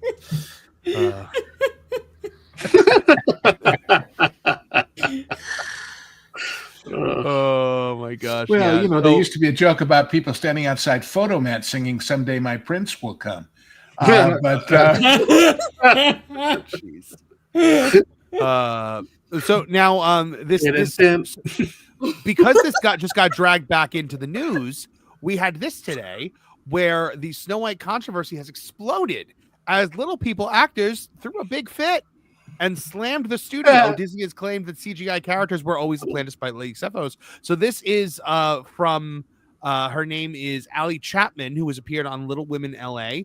She slammed Disney for choosing CGI over real actors. She says it's a movie that's supposed to have real dwarves. Instead, Disney chose to use CGI to replace actors and actresses that are little people that are very talented.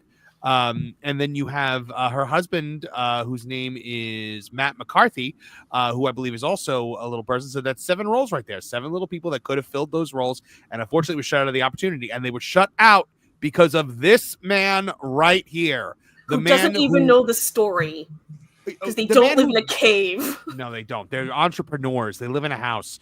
The house that they own is fully paid off. This man right here is the man who gets every dwarf role in Hollywood. Every single one. He has made it into the Hollywood elite. He is the only one who has done so since Mini-Me, Vern Troyer. And he was let in as a joke. He's treated as a serious actor, Peter Dinklage. And I honestly think it was he did not want 7 more people to have the opportunity to win the hearts and minds of America. There you go. He kicked the stepladder down behind him. He's the Toxic Avenger. They put him. They made him Bolivar Trask in X-Men. Like they've done so much with him, and they put him in Marvel. He's everywhere. But he acts like he did not get famous on a show where literally he is called a dwarf, a half man, an imp, literally every episode, every time he appears on screen, as if he didn't take the role in Elf, as if he didn't cash that check. Just to point out a little historical perspective. Figment, who did the voice? Little Person, Billy Barty. Did he ever show up in person as the character? No, he wasn't hired to be a little person. He was hired because of his acting ability and his voice. Period. Do you know? Here's some trivia for you, Lou. Do you know who plays the current version of Figment as the voice? No. Dave Goelz, the Muppeteer, voice of Gonzo the Great. Yeah, Gonzo. Right. Yeah. So and then right here, Dylan Postel, Hornswoggle. He called out Peter Dinklage on Piers Morgan, and he called it out Piers Morgan. He called it out on Tucker Carlson and on a little known show called Tooney Town Wrestling. Very weird about the word, and it makes me laugh whenever I say it because I can see him like almost uncomfortable.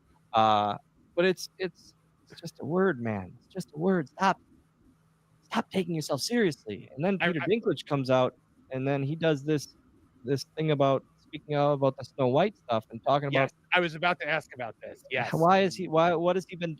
First off, he said, "What have I been on my soapbox about?" Listen, dickhead, you're not the voice of the whole little person community. Correct. And that's my thing. Like, what made him the voice? I was on television for 10 years. Yes, he's done major roles, major Hollywood roles. I get that, and I respect that. I truly do. But 90% of those roles were for little people. He didn't have and that's what I kept saying. He didn't have a problem cashing a check for Elf or for all of these other characters that were made for little people. And now he costed so many people in the little person community dream jobs. 7 people had the opportunity. No, more than that. Think of stunt doubles. Think of secondary actors. Stand-ins. Excellent stunt point. Doubles. Excellent Sure. point. Excellent point. All of that. It would have been closer to 20, I would imagine. Now, and by the way, when I saw this, yeah, I've worked a lot of sitcoms with kids, and routinely little people act as stand-ins for kids because they can work longer hours than kids can. Wasn't that the whole plot line of an episode of Seinfeld? Maybe. Where Mickey Kramer's friend, the kid is growing. His friend Mickey. Mm-hmm. Yeah, what was the plot of it? The kid is growing too fast, and so Mickey gets lifts for his shoes, and that's verboten in his community because it's trying to be too tall. When I was in the hospital last week, I just watched an endless like Seinfeld marathon that apparently plays every day on Comedy Central. I forgot how much I loved that show. But yeah, guys, that's what's going on with Snow White. Disney just cannot catch a break with this one. Nolan, what are your thoughts on? We didn't really hear from you much in this segment. I want to know what you think about this. Okay. So, in regards to this, Peter Dinklage, grade A idiot, can't stand him. Cop out, throwing shade at all these people, and I would just be echoing everything else you guys have already said. The best I can really bring to the table on this matter is that the CGI dwarfs that they replaced, these actors with look like a monstrosity. That one you've been using in the headline there, it looks like the dang elf on a shelf you see every Christmas time. It's gross. And I can't really say much without echoing, but what I will say is I am actually convinced, as someone who hasn't seen the movie yet, that those 7 hippies actually will be in the movie.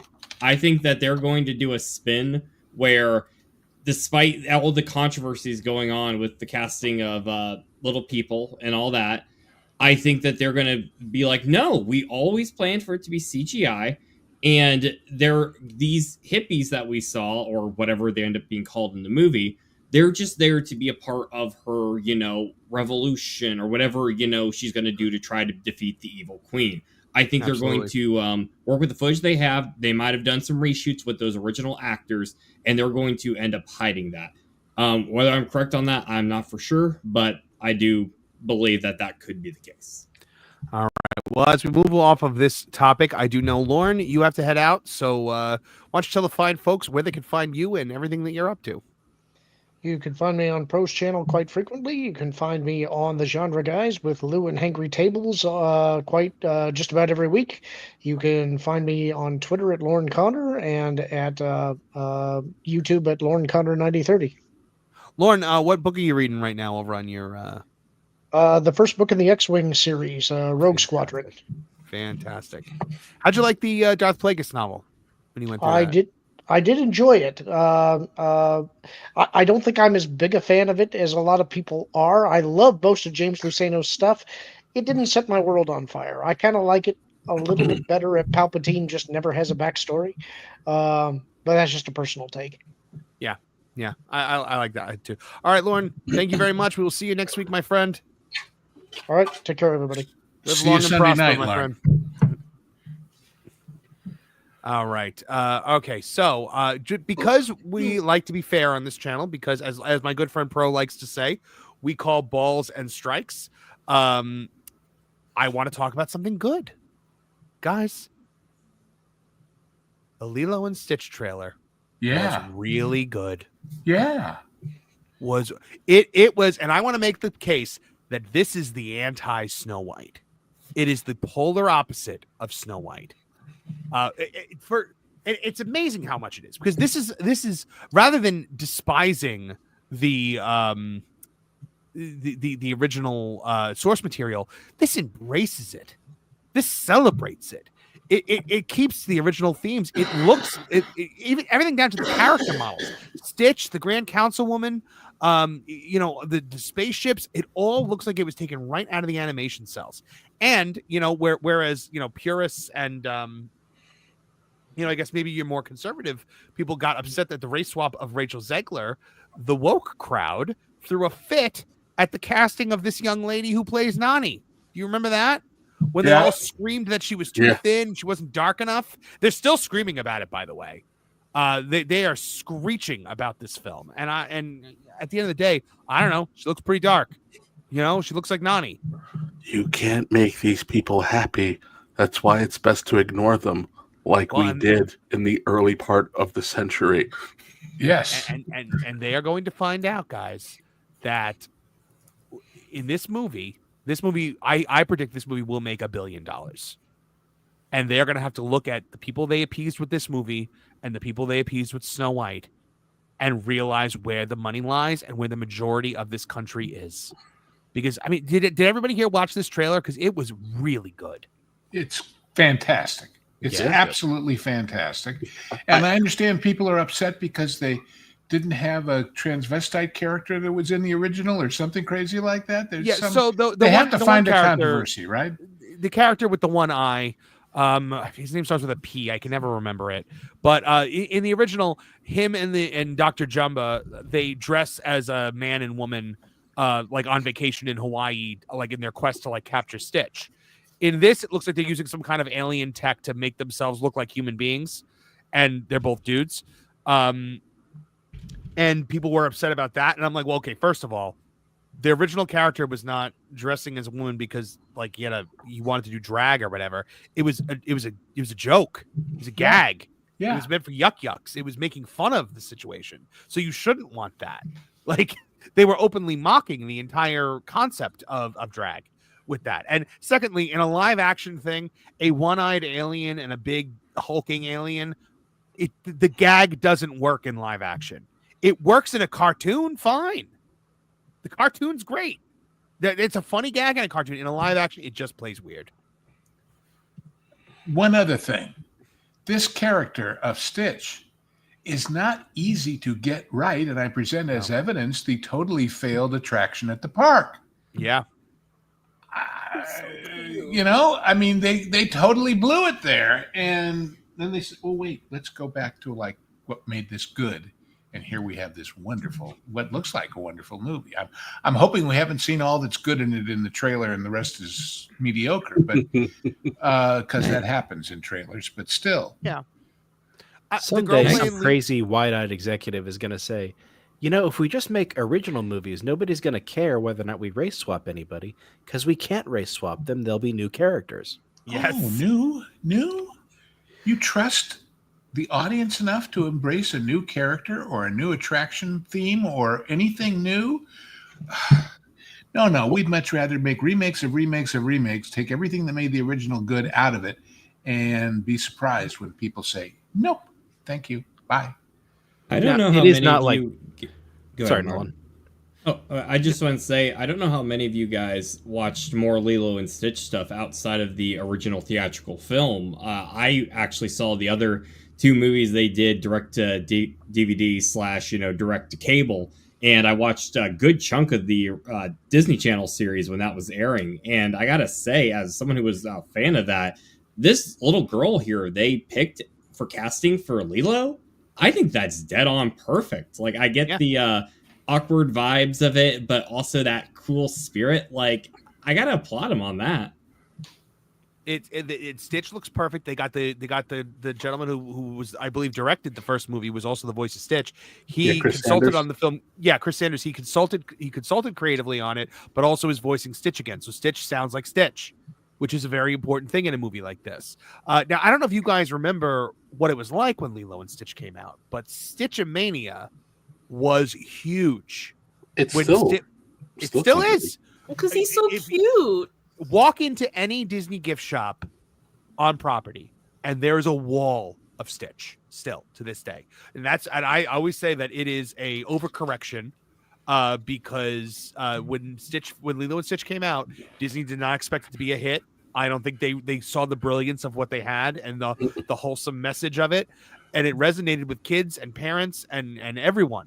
And it's grown over the years, which only goes to prove that a Stitch in Time sells 9.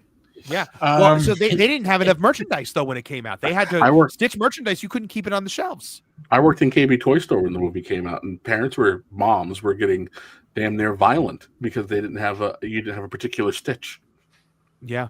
And Marvin, I think you kind of hit the nail on the head there with the whole, because Disney didn't realize what this movie would really go on to become, because I always viewed, in the cultural zeitgeist sense of everyone I've ever met, and because I've seen quite a few, Stitch bumper stickers, Stitch lanyards, a lot of girls adore this character. You have like, those girls that are like all about, the Disney princesses, that was their biggest brand within the Walt Disney Company. You're like, oh no, playing dressed up, all that. Then you got Lilo and Stitch that come around. And it's almost kind of like a counterculture type vibe with it, where it's like, yeah, it's a little more awkward, a little more gross, a little more edgy, and not in a cringy way. And I feel like there's something about this brand that just really connect and nailed it. And I gotta say, it's these people who grew up with that all those years ago have now, a lot more money. And I think this could really be one of their biggest success they've had in years, perhaps since Endgame. Well, here's an interesting comparison we will be able to make soon, or even now. Which character, Lilo and Stitch or Moana, is the most successful of the Polynesian Disney enterprises? Oh, Lilo and Stitch is, I think, infinitely more successful than Moana. I think so too, and I think the live action that's coming of Moana is going to be a real interesting comparison, because most people who go see it will go see it because of The Rock, not because of the whole. I don't think as many people are going to see it because of The Rock. I feel like the public has kind of cooled on The Rock. But that's my point: is live by the star, die by the star. That's like all these people talking about Henry Cavill or somebody playing Bond. The answer is to get a nobody. That's what they did to begin with, and it worked. Yeah. The trailer. I mean, I can't play the trailer in its entirety on the show because we'll definitely get struck down for that, because it plays Elvis music and it plays the Hawaiian roller coaster ride. I can play it with the sound off for a little bit, and then here's the thing. Everybody out there can find it. That's easy. Yeah, it's super easy. If I look at even just like the Grand Councilwoman's ship here, look how good that looks. That looks like it came right from the cartoon. When you see him as 626, he looks perfect. We see the Grand Councilwoman from the back of her head here, and the character model looks flawless. The aliens here look exactly the way they did. Even the spaceship, the red police cruiser that he gets in. You have Lilo, who is adorable, and then like that iconic shot of Stitch getting out of the spaceship. It's a Memorial Day weekend, by the way. It's going to be huge. That's going to be a big film. Nani, I think, plays the role of Nani very, very. Here we go. This is I can play this, I think. Look like an angel. Oh nope, that's Elvis. But let's. Control him. Hey, what are you doing? Like it's. But here's the thing, and this is why Lilo and Stitch speaks to so many people, I think, because Lilo and Stitch has a message that could speak to every single human being on the planet. It's okay to be different. You will find your people, and family is forever. That's Lilo and Stitch, and you see it right here. We are not keeping this thing. Here, Ohana means family. Family means nobody gets left behind or forgotten. But I mean, like, and then you look at this. That's bad. Sometimes family isn't perfect. That doesn't mean they aren't good. That was close. I don't think you're supposed to drink that. It just looks perfect. It really does. And like I said, the anti-Snow White. It is everything Snow White is not. And it pissed off all the people that want Snow White to succeed, and we are going to see in a bit. And right here, guys, this shot right here, that's the core of the film, and that's what's going to carry it. I think here's the easy lesson, right? One, there's the Bob who made good decisions, and there's the Bob who makes all the other decisions. But hold on, I gotta.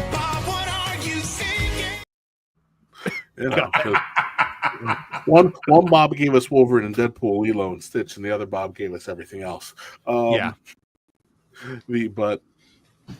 one Bob makes you smaller, and one Bob makes you tall, and the Bob that Disney gives you don't do anything at all. Go ask Walt. And listen. The message of this thing, that family is not about blood, it's about love and caring and being together, should appeal to everybody across every sexual, social, whatever, because a strong family is a strong family, whether they're the same, never mind gender, species. It's a positive message for everybody, but they'll jump on it. You watch.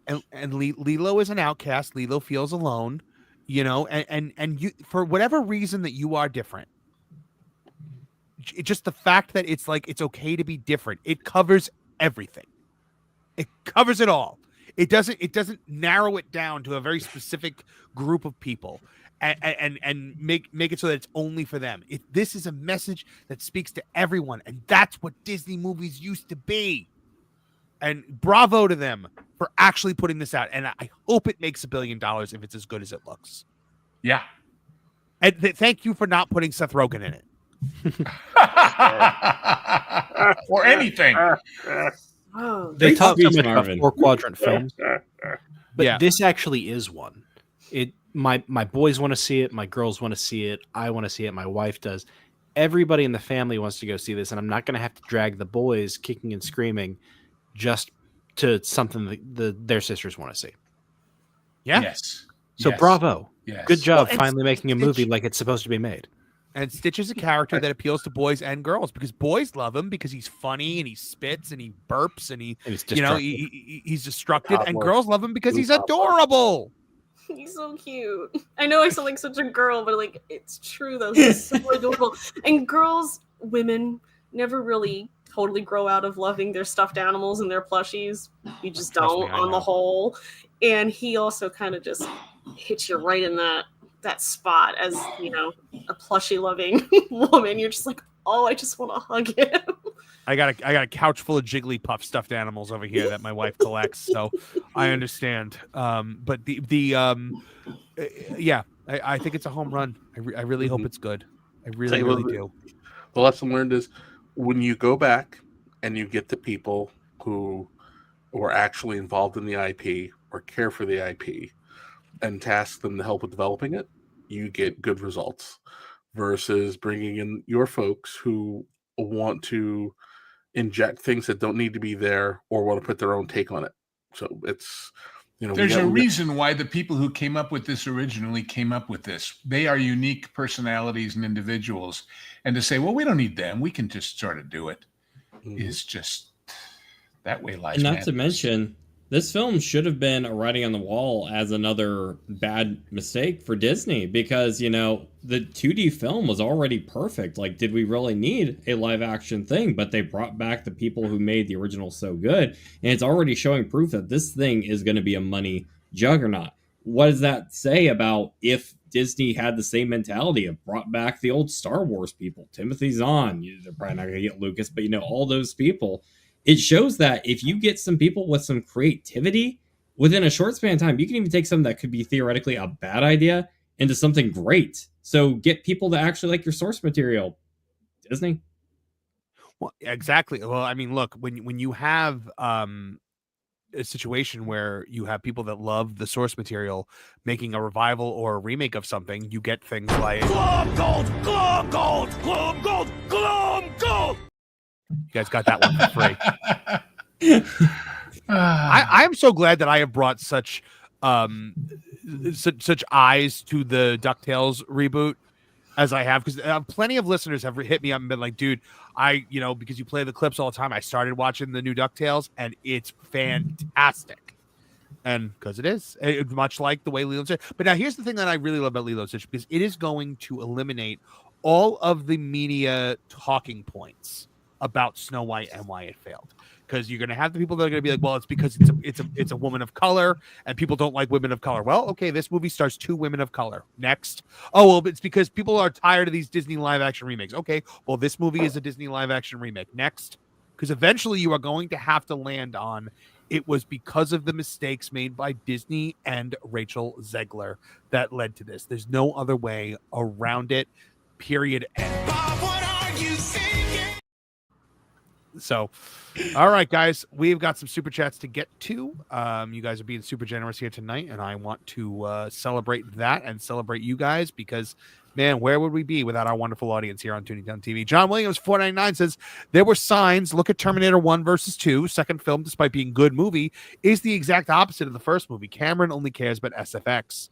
I could see that. Like, it's kind of like also kind of with George in a way where like the more toys became available, the more he wanted to play with them. And when you didn't have the toys, you had to do something deeper and more, performance focused. Regina Sharp for 5 says, I was in the Navy for 10 years. Well, thank you for your service, Regina Sharp. One of my favorite Navy movies is The Mission of the Shark about the USS Indianapolis. You ain't alone, Trish. What really I was on mute. I'm sorry, but that made me laugh. What was that, made me Martin? laugh. I was going to say what really happened to the Indianapolis is a harrowing story. It's amazing. Yeah. Isn't that what Quint tells a story about in Jaws? It is. They were on a mission to deliver the atomic bomb. And which they did. And then successfully. And then on the way back, they got kind of sucker punched by a Japanese submarine. In fact, that submarine captain testified at the court martial of the Indianapolis captain, and he said, "There's nothing this guy could have done. We had him dead to rights." But the boat goes down, and they were stuck in shark waters, and it was terrifying. Huh? Oh, man, I love that. That speech is unbelievable. It's one of I think the best monologues in movie history. It's Yep, that was John Milius part of the script. Yeah. Yeah. Spielberg didn't. Well, I didn't know if Spielberg actually even wrote it, but no. In fact, Spielberg said Milius gave him like 40 pages, and it got cut down to that. Oh, that's interesting. Yeah. Japanese submarine slammed 2 torpedoes into her side. Chief was coming back from the island of Tinian to Leyte. We just delivered the bomb, the Hiroshima bomb. 1,100 men went into the water. Vessel went down in 12 minutes. I love that movie. Love Sean it. is so good doing that. Oh, so good. When he said that one line where he's you could tell by looking oh god, what the line about like when their eyes black like a doll's eyes. I love that. Black. And then he bites you, those eyes roll over. Oh, it's so good. But the secret to that movie is those 3 men. Shaw and Dreyfus and Scheider, all totally different and all in this wonderful, we're stuck with each other, we've got to get together to survive. It's just brilliant. Did you guys go ahead, Lou? No, all I was going to say, the humor of Dreyfus and the Scheider is best. And when Lauren and I and Hangry did 2010, we made this point. He is the audience in the movie saying, well, explain this to me. And why is this going on? And that's what he does in that whole movie, that whole we're going to need a bigger boat thing. Yeah. Anyway. Did you see the Jaws 50th anniversary sipper at Universal that they're selling?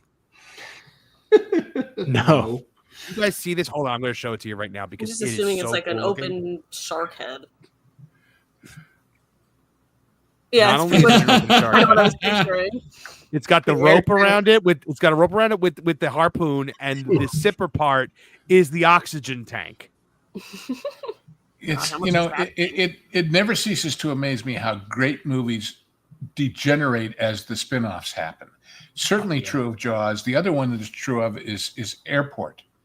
The first one's great, and by the fourth one, they have turned Joe Petroni into this kind of lecherous jerk, and it's just sad the way they ruin these things. Mm-hmm. Mm-hmm.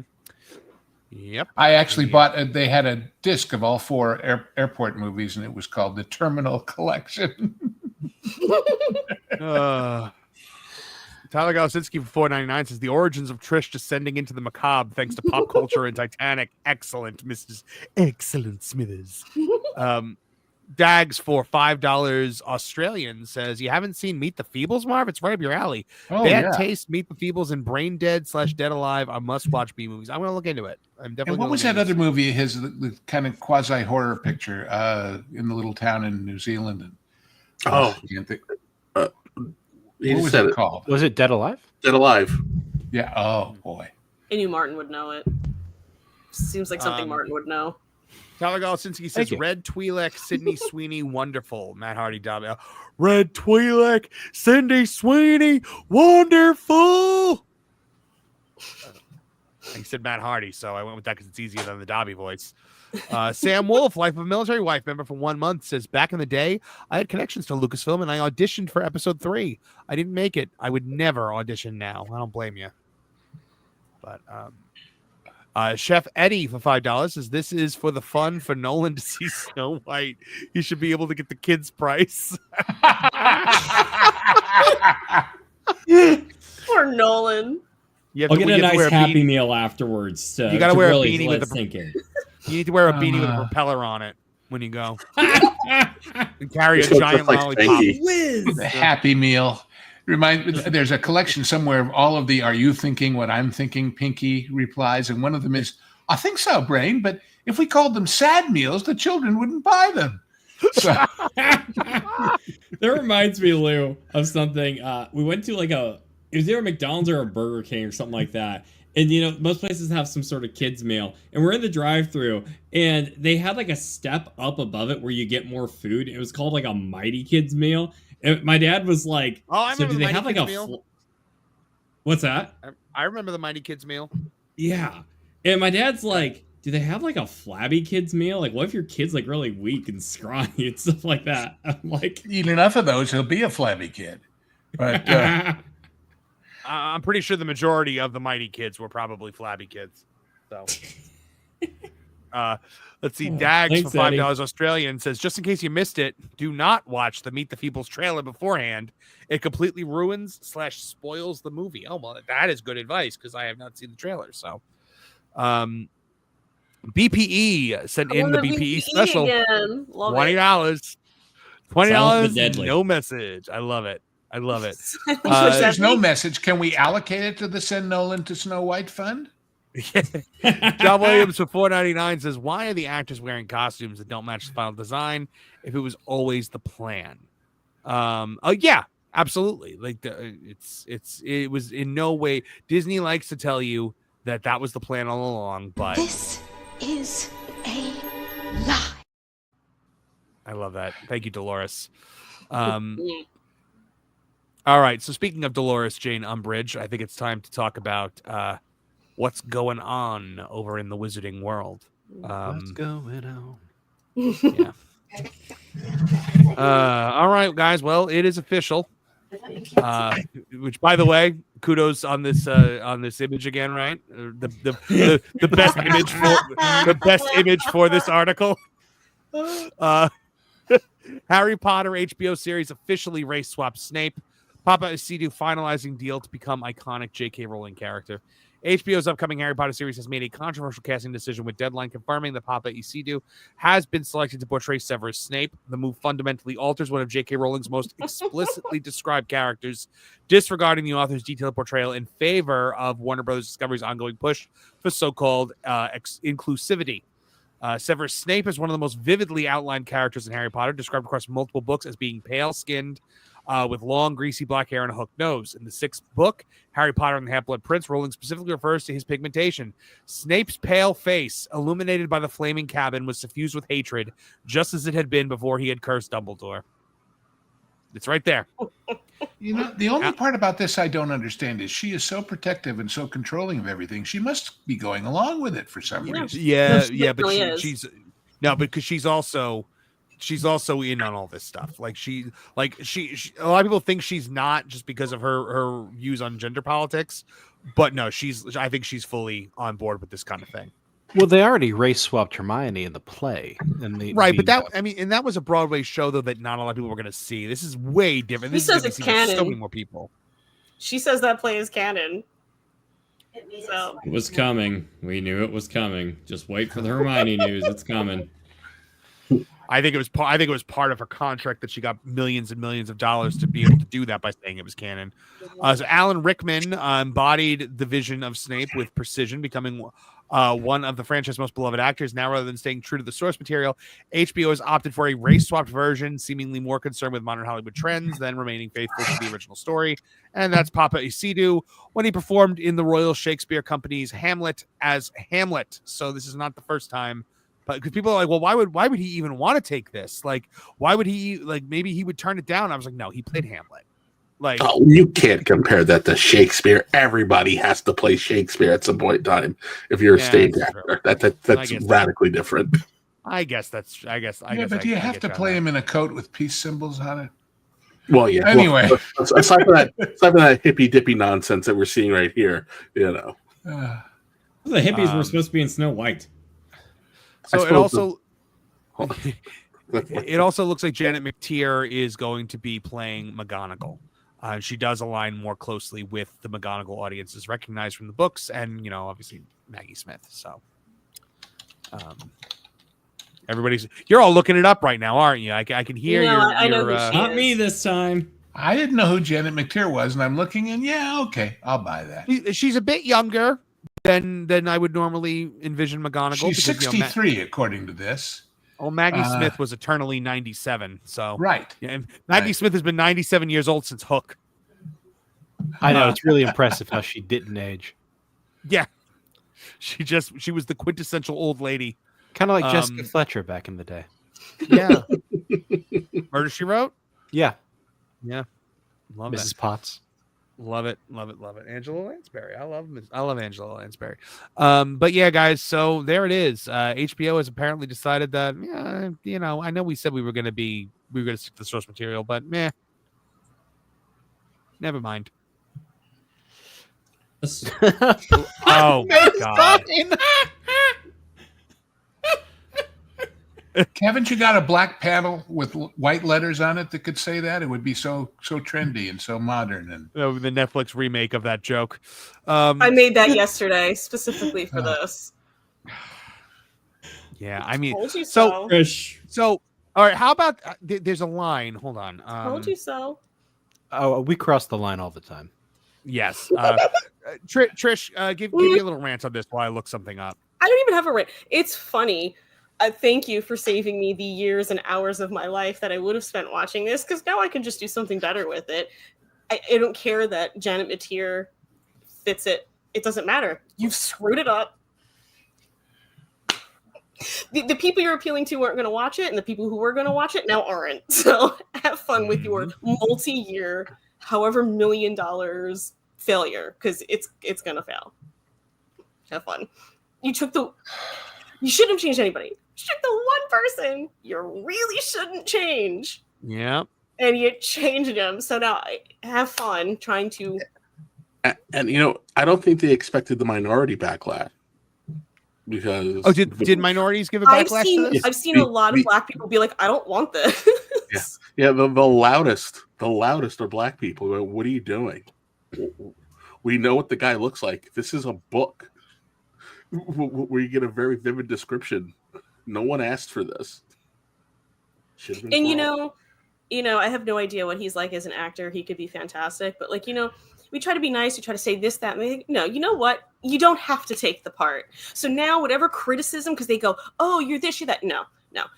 You knew what you were getting into with this. So now the fact that people are going to be pissed that you're Snape, all on you, dude. You're the one who took the role. What I mean? I don't know what you auditioned for in the first place. Mm-hmm. It's the old, if I don't do it, someone else will. So I'll take the check. Thank you. I don't blame him for it, because the BBC made the pitch to him, and if he turned it down, someone else is going to do it. So well, I'm saying I don't want to hear about how everyone being pissed is this, that, and the other, because you have to know going into this. All right, I'm taking this bag, and now I have to deal with the lumps that come with it. So one moment that I think is going to read amazingly if they keep to the book is when Lily Evans says to James Potter, "What's he done to you?" And James Potter responds regarding Snape is, "Well, it's more the fact that he exists. If you know what I mean." Well, now we know what you mean. It's a lot different now. Deliver the line in the Archie Bunker chair. Throw a laptop. Well, Dingbat, it's more the fact that he exists, if you know what I mean. Yeah, meathead. It's just stifle. So I think it's funny. Well, so now also the black guy is going to be the lovesick incel. I mean, Snape is Snape is the definition of what an incel is supposed to be. He's angry and bitter because he didn't get his girl. Why are the kids scared of him? Yeah, Neville's terrified of Snape. It's like, oh, I can't wait for the line. That's Professor Snape. He's the potions master, but it's the dark arts he fancies. Snape is literally Neville's But everybody likes hip hop. The dark I arts. think it's Her funny. name is Aisha. The dark of the arts. He gives an entire speech about the dark arts in Half-Blood Prince, where it just sounds like he's just like waxing poetically about them. So it's going to be interesting. Do you think this is the last race swap we get? No. I mean, it's big, big enough that it could be the only Well, one. Hermione's but- definitely black now. Not Okay. down my mind. Not down my mind. I thought that was gonna. I actually thought it was gonna be the first one because she was like, "And I always pictured Hermione as a young black girl." I'm like, Yeah, just like you always wanted, just like you always said Dumbledore was gay, just like you always said that Nagini was an Asian lady, just like you always said that wizards could poop on the floor and it would just disappear. Like Faithful stop. adaptation, guys. Yeah, Faithful like, adaptation. She needs to stop pretending that she figured all of this out like before she wrote the first book. Like, no, lady, you're making it up as you go along. Like, yeah, I believe that you had the books mapped out. I believe you knew that what the Horcruxes were when you wrote the Chamber of Secrets. I don't believe that you knew that Nagini the snake was an Asian lady for 15 years. I don't think she thought Nagini was anything but a snake. Yeah. Well, because when Nagini was revealed as a woman, as an Asian lady, somebody said, "Oh, JK, how long were you waiting on that Nagini reveal?" And she was like, "About 15 years." And I'm like, "No, you haven't. You were not. You came up with it like 8 months ago." Sorry, Lou. What were you saying? No, that's all I was going to say. Was it's funny when they announced all the stuff for Epic Universe, and I had no exposure at all to the Isle of Berk stuff. I went and watched the movies. I have never read Harry Potter. I saw the first couple of movies. After a while, I found them very child abusive and stopped watching them. So it's funny how different IPs take on different feelings for people. But I thought I guess it was the third one.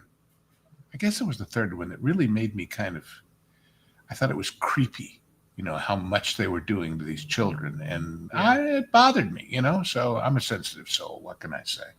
But I still don't feel any particular urge to read the books. My wife has read the books and loved them, but not me. Shotgun Asongu. I'm rereading the books right now, and I'm on the last one. I've actually stopped the audiobook where I'm at right now because I'm saving it for a road trip that I have coming up in a few months.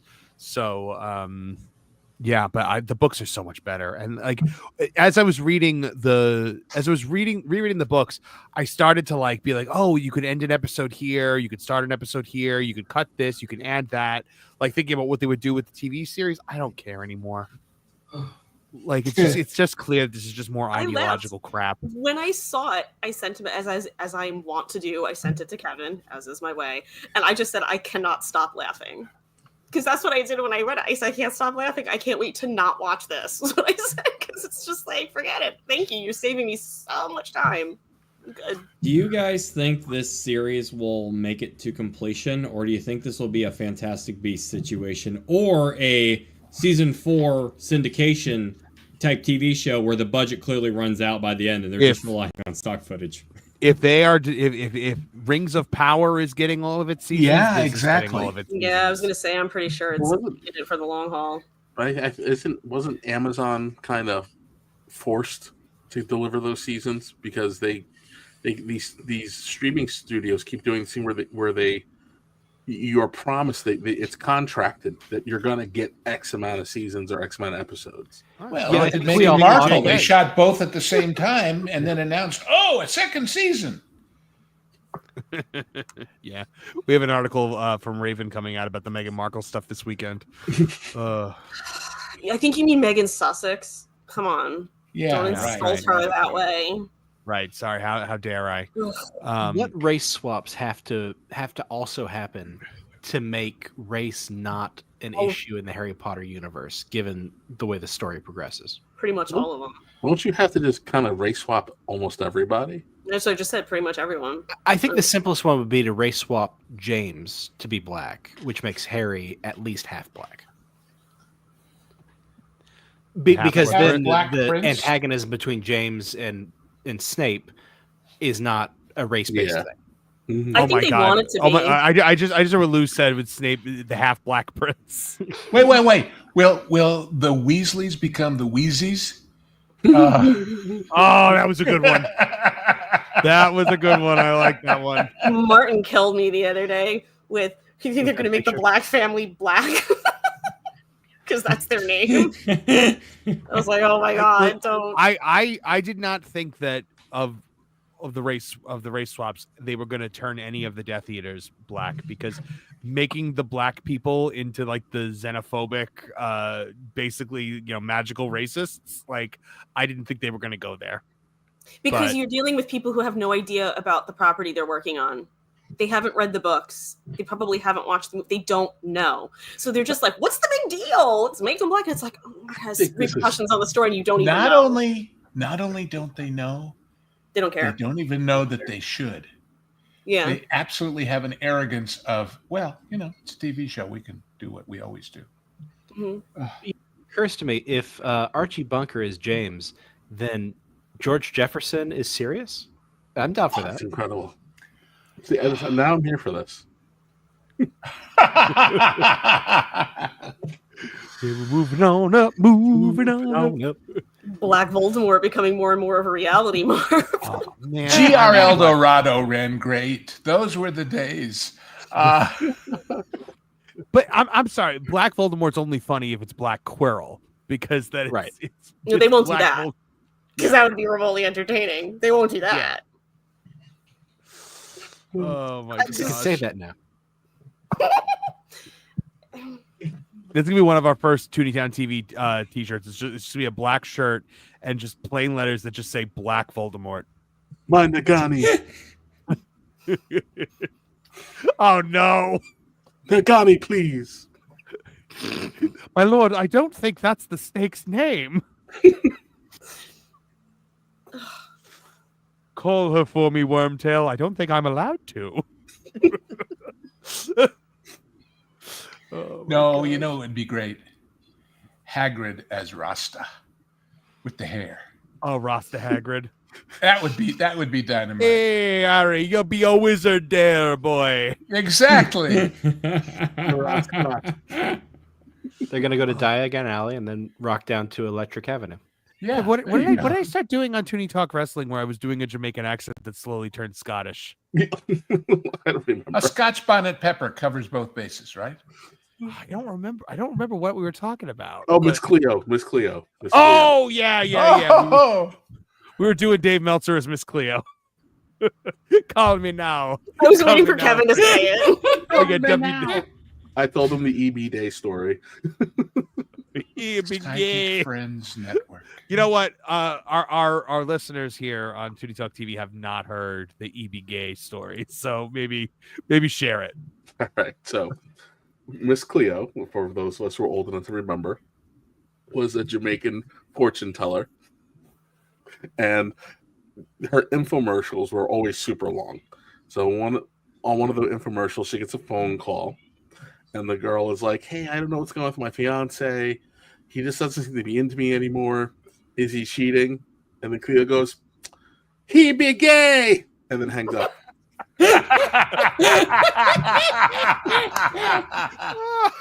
So, at the time, I was a Manny, Charles and Charge style.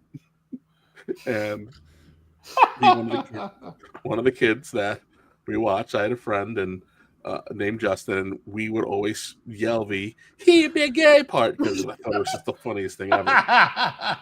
And then one day, little girl wanders in and just starts going, "EB Day, EB Day," and we were like, "What is she doing?" And then it hit. We're like, "Oh my god, she's saying that he be gay because she's only 2 and can't really speak that well." And then we just started yelling EB. Yes, and then we started yelling EB Day just to make sure it didn't switch over. Oh my gosh. Her first words are he be gay. Amazing. All right, so keeping with our friends across the pond over there in the wonderful UK, new rumor has said that Disney has demanded a new Doctor Who showrunner and a new Doctor if the show is going to continue. And Russell T Davies has confirmed that they are looking for his replacement. So, new rumor from YouTuber Mr. H Reviews, who is a friend of the show, claims that Disney has issued a demand to the BBC if Doctor Who is to continue receiving Disney financial backing. Both showrunner Russell T Davies and current Dr. Ncuti Gatwa must be replaced. This information allegedly comes from an inside source with a strong track record of accurate leaks. The revelation aligns with recent comments from Davies himself, who admitted on David Tennant's podcast that discussions are already underway about who will take over the showrunner role when he steps down. So speaking on David Tennant does a podcast with, Davies reflected on, it's the stupidest name for a podcast ever. Davies reflected on the process of selecting a new showrunner, referencing how Stephen Moffat replaced him in 2010 without much fanfare. And he says, but I will need to slow down at some point. That'll come. Last time it was Stephen Moffat who replaced him. That wasn't even a day's work. Like, right, off you go. There's thinking about that. There's conversation about that, but it's hard. It's a tricky one. Well, to be fair, during the latter half of Russell T Davies' run on Doctor Who, Stephen Moffat was already the major creative force behind the show. So, it's funny to me, Kevin, that Russell T Davies, the thing that has gotten him work for the last 20 years has been his work on Doctor Who. And the thing that will not get him work for the next 20 years is now also going to be his work on Doctor Who, because the Russell that came back was not the Russell that left. Mm-hmm. Well, he always says the BBC, they love to reward failure, especially if you drive home the message, which is why you don't see much coming from Moffat these days, because they chased poor Moffat out and made him put a bunch of crap in there that he didn't want to put in, and did his best to make sure the medicine went down. But we talked about it all those years ago when we saw the news that Russell was coming back. What was the first thing I said? Let's not get too excited because we don't know what Russell we're getting. Yeah, I remember what you said to me was the Russell T Davies of the 2020s is not the Russell T Davies of 2005. And did he not disappoint in his being disappointing. Oh man. I mean, look, to pull Ncuti Gatwa has pulled the lowest ratings in the show's 60-year history. And that is impressive considering the fact that, the show has been on for so long and now it's doing worse than it ever has. And it's more accessible. Lower than the first broadcast? You know Apparently about the first broadcast, right? Yes, I believe it was the same day that JFK got shot. And they thought, well, that's the end of that little experiment. But the producer convinced them to run it a second time, and suddenly it found an audience. Yeah. So, do you think Doctor Who has a future, Kev? No, come on. This is deader than disco. The only way, and the BBC will never allow it, is if you bring in a new showrunner. Because I am of the firm belief that you can Jeff Johns, and there are very few stories out there that have ended poorly that can't be fixed by a better writer willing to invest the time to fix the things that need to be fixed.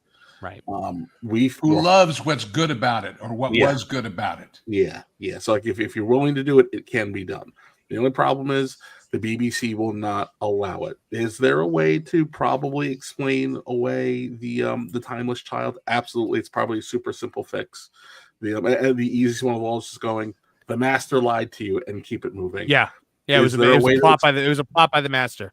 That's it. Is there a way to explain away Ruth? Absolutely. Actually, honestly, the easiest fix is to make the Master the Timeless Child, because by the time we meet the Master, he is on his final life, and we've never really gotten a really good answer on how it is the Master doesn't die when the Master keeps running out of lives. The last we see of Missy is Missy's not supposed to be there, so there should be no Masters going forward. Although we don't know where Sasha Dhawan is in the timeline, there's really easy ways to fix this. Well, we don't even know what Sasha Dhawan's Master was before looking like that, because that's not what the Master looks like. He assumed the form of a person. Mm-hmm. That was after Hidalgo passed away. And we had to go through that weird time because they made it a point of saying that he was on his last life. Oh, I'm sorry. I got the wrong. I did the wrong. I was talking about the Jodie Master. I thought you. I saw a very interesting little interview with Jonathan Frakes the other day about why is Strange New World successful when so many of these other ones weren't, and his answer was really profound: because it's episodic. Because although there is the overall context of Star Trek and Kirk and everything else, it's individual episodes like the original story was. You have these characters and you put them in it. When you become a canon propelling main story with a few odds and ends happening along the side, people don't necessarily want to invest in all of that backstory and all of that attitude and all of that. Oh, that was so-and-so, and 3 years ago this happened. They just don't. And it's certainly a killer for any new audience coming in. So, that's, to me, is a big part of the problem. The other thing this reveals is when they said Disney demanded, it means without the Disney American showings, the show has no financial future at all. Absolutely. Regardless of Australia or anywhere else in the world, you got to have the big guy or forget it. Well, yeah, the BBC's broke because they can't fleece the English public into giving them money to make them watch things they don't want to watch, as much as they're trying to get that undone. But without Disney, it's a wrap. The only thing that I could potentially see is because Disney is so desperate for some kind of a win, I could see someone saying, "Hey, we'll give you money, but you have to fix this show so that people could say it's good again, and we gave you the money to do it." That's the only thing that I can see. And if you think about it, the nature of Doctor Who makes it so much easier than most other series that run into this. Why? Because you generate a whole new Doctor, and now you're starting from scratch in a way. There is an in-canon way to do this really simply. And you're right about Kevin. It already exists in the extended universe for them. The Eighth Doctor stories that take place mostly in audiobooks and novels and things like that. The period where the Eighth Doctor, it's like 20 years nearly. Not that long. It's quite a while though. Before the new show starts and you get the Ninth Doctor, the Eighth Doctor is engaged in the time war with the Daleks, and the Daleks keep changing time. And so the Eighth Doctor's backstory is incredibly weird because there's no telling what's true. So they've already got a built-in explanation. Just make an Eighth Doctor story, and maybe even a War Doctor story, because they did that as well, where it turns out that the time war never really stopped, and the Daleks have been messing with time again, and now we need to reset things. That is a good way to fix it. And then you can pick whatever time you want to restore to. You want to do... We have made you believe you are originally a young girl of color. Well, and to Russell's credit, he did build in that the Celestial Toymaker changed history. So the Doctor is unaware of what did or did not happen in his life. I don't understand. I guess Russell had a moment where his fandom overrode his ego and need to be the Rainbow Messiah. I guess he built it in so that someone else could come along and do it. But again, he took the show. If Chin Balls drove it off the cliff, Russell made sure that because the car didn't explode, he covered it in kerosene and threw a match and walked away. Right. Someday we'll find it. The Rainbow Messiah, the lovers, the dreamers, and me. Well, on that note, guys, I think we have to end for tonight. Lou, thank you so much for being here tonight. Tell the fine folks where they can find. Thanks for letting me crash the party. Yeah, tell the fine folks where they can find all of your ventures online. Well, I wander through things like this and the pro show and that Park Place usually on the Tuesday afternoon show, but this week I didn't make it.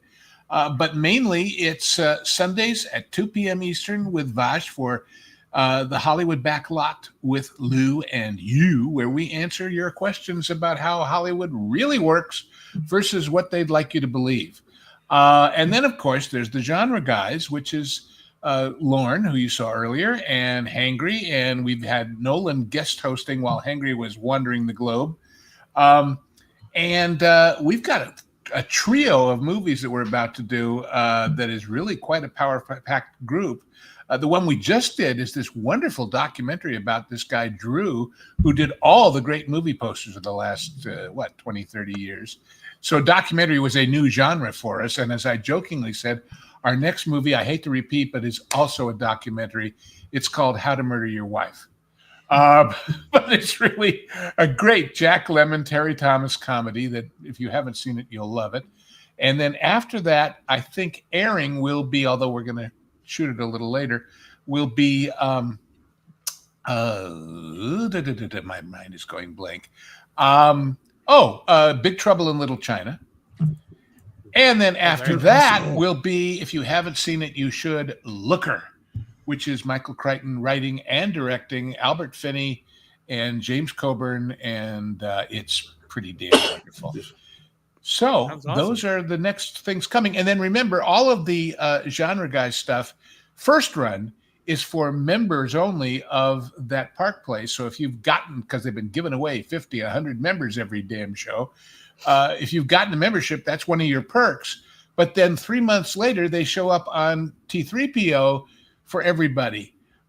So you can catch up with us there. The movie that's about to open, I happen to know, is a marvelous Civil War era Western called Alvarez Kelly with Bill Holden. And it's about beef. And it's got a theme song, like Westerns used to have. And I think you'll enjoy it too. So that's what I've done for you lately, so to speak. Oh, awesome. And I've got an editorial coming out on TPP here any day now. Yes, that'll be out either tomorrow or over the weekend. So look for that, guys, soon. I always love sharing Lou's thoughts with all you guys through the website. By the way, we have one more super chat to get to. John Williams for 199 says Voldemort needs a black friend. So, don't we? Or a friend at all. I was just gonna say someone. Nolan Thunder, tell us more about where we can find you and all you're up to. Thing I'm really excited to talk about. I'll go ahead and leave that over for Martin and Trish because I think that's the big thing to sell tonight. But if you guys want to see me, any of the Tooney Town fans in the chat, I will be at the Indianapolis Comic Con this Saturday. There's going to be some big guests there from Brett Spiner to hopefully Jonathan Frakes. I'm really hoping to meet him if possible. So if anyone's in the area, please hit me up and don't be afraid to say hi. Also wanted to share that Lost in the Files episode 10. I've been plugging this thing for the past several months, and I believe it or not, it's not an optical illusion. It actually is coming out, and I've been hard at work editing. Life has been crazy, but hopefully there's some more stability coming back in my life again, where that should be coming in the near future. And I've also made some connections with someone I used to work with a bit on some projects who reached out to me about doing some commissions again. So you might be seeing some older elements coming into play in a brand new way. So if you like hearing about little documentaries on video game urban legends, then please check out my channel at Nolan Thunder. Thank you. All right, Martin Stone, tell the fine folks at home where they can find everything about you and what you're up to. Well, when I can, I write for That Park Place, the website. And when I can't, I appear on That Park Place, the members exclusive stream. But recently we have been uploading to the T3PO site or a YouTube channel. We're doing past episodes of The Lost Guys. This week, the release is Nintendo Power, which Nolan geeked out about like I had never seen anybody geek out about before. So enjoy that with him. Enjoy that with us. But on That Park Place, the member exclusive this week for all you Trish fans out there is the first Trish episode. Sorry, wasn't expecting that, Martin. For all you, I'm sure Trish has had episodes before, so well, maybe not on video, but this is the first one we shot with her. This is Billy Squire. Billy Squire. I had fun with that one. Trish, what do you got to tell the fine folks about? Martin covered Lost Guys. We've got, like Nolan was saying, it's not an illusion, but Crime and Punishment we do for a membership for this channel here. Crime Show, Ted Bundy will be the next one. Might run a little longer than usual because there's a lot to say about him. Yeah, and you want to maybe do that on over the we'll figure out a time early next week. And here, obviously, Thursdays, and as we've been calling it, the occasional run-in on Tooney Town Wrestling. The occasional run-in on Tooney Town Wrestling. Always good to see you there. Kevin Apollo, my friend, what do you got to plug this week? Nothing. I'll see you next Tuesday and see Nolan and and Lorne on Wednesday when we come back together for Pro, and then I'll see you on Thursday. All right. Awesome. Guys, make sure you check out the Tooney Town TV channel. We have new videos up this week. We are back to trying to do something like a regular schedule. We have video on Kathleen Kennedy and that saga, and then one on Rachel Zegler. There will be another Snow White video coming soon, and then, a whole bunch of other stuff that's going to be coming soon after. Oh, can I just jump in? I see in the chat, Sam Wolf, Life of a Military Wife, is wishing me a happy birthday. Thank you very much. I appreciate it. These days, birthdays are like airplane landings. Anyone you can walk away from is a good one. Also, guys, if you are a member of the Tooney Town TV channel, we do a members exclusive stream for you guys. It's just kind of an unplugged discussion where we take every single comment and read them as if they're super chats, and we just kind of have a talk for an hour. Mondays at 3 p.m. Eastern Standard Time. Usually, sometimes it's just me, sometimes it's me and a guest. It's been me and Kev, it's been me and Lou, it's been me and Nolan. So, we have a good time over on that one. Check out Tooney Town Wrestling, and of course, make sure you're checking out thatparkplace.com every single day. Get a VIP membership. We are doing a VIP membership podcast, a VIP newsroom podcast for That Park Place every single week with me and a bunch of the writers, where we get together and we talk about the news items that we've covered throughout the week. So you get the writer perspective. Last week was our first episode, and it was myself, Martin Stone, and Raven Redgrave, and we had a really nice discussion about a lot of really interesting topics.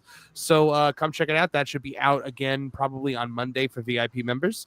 I will be getting you guys a link in the community section soon, wherein you will be able to get a special badge as a VIP member on your on That Park Place if you're commenting along, that shows that you are a member of this channel. So keep a lookout for that as well once I get that link for you. All right, well, that about does it for me, guys. From all of us here at the Tooney Town channels, I'm Marvin the Movie Monster. Now get out of here! Now, Perry the Platypus, feel the wrath of my thank you-inator! Thank you, you piece of trash. Thank you. Thank you. Thank you! Oh, I suppose you want me to say thank you. But you know what? Saying thank you is like jobbing. Thank you! I got a little message. Thank you. Ooh, yeah. Oh, thank you! Oh, thank you! Thank you! Thank you!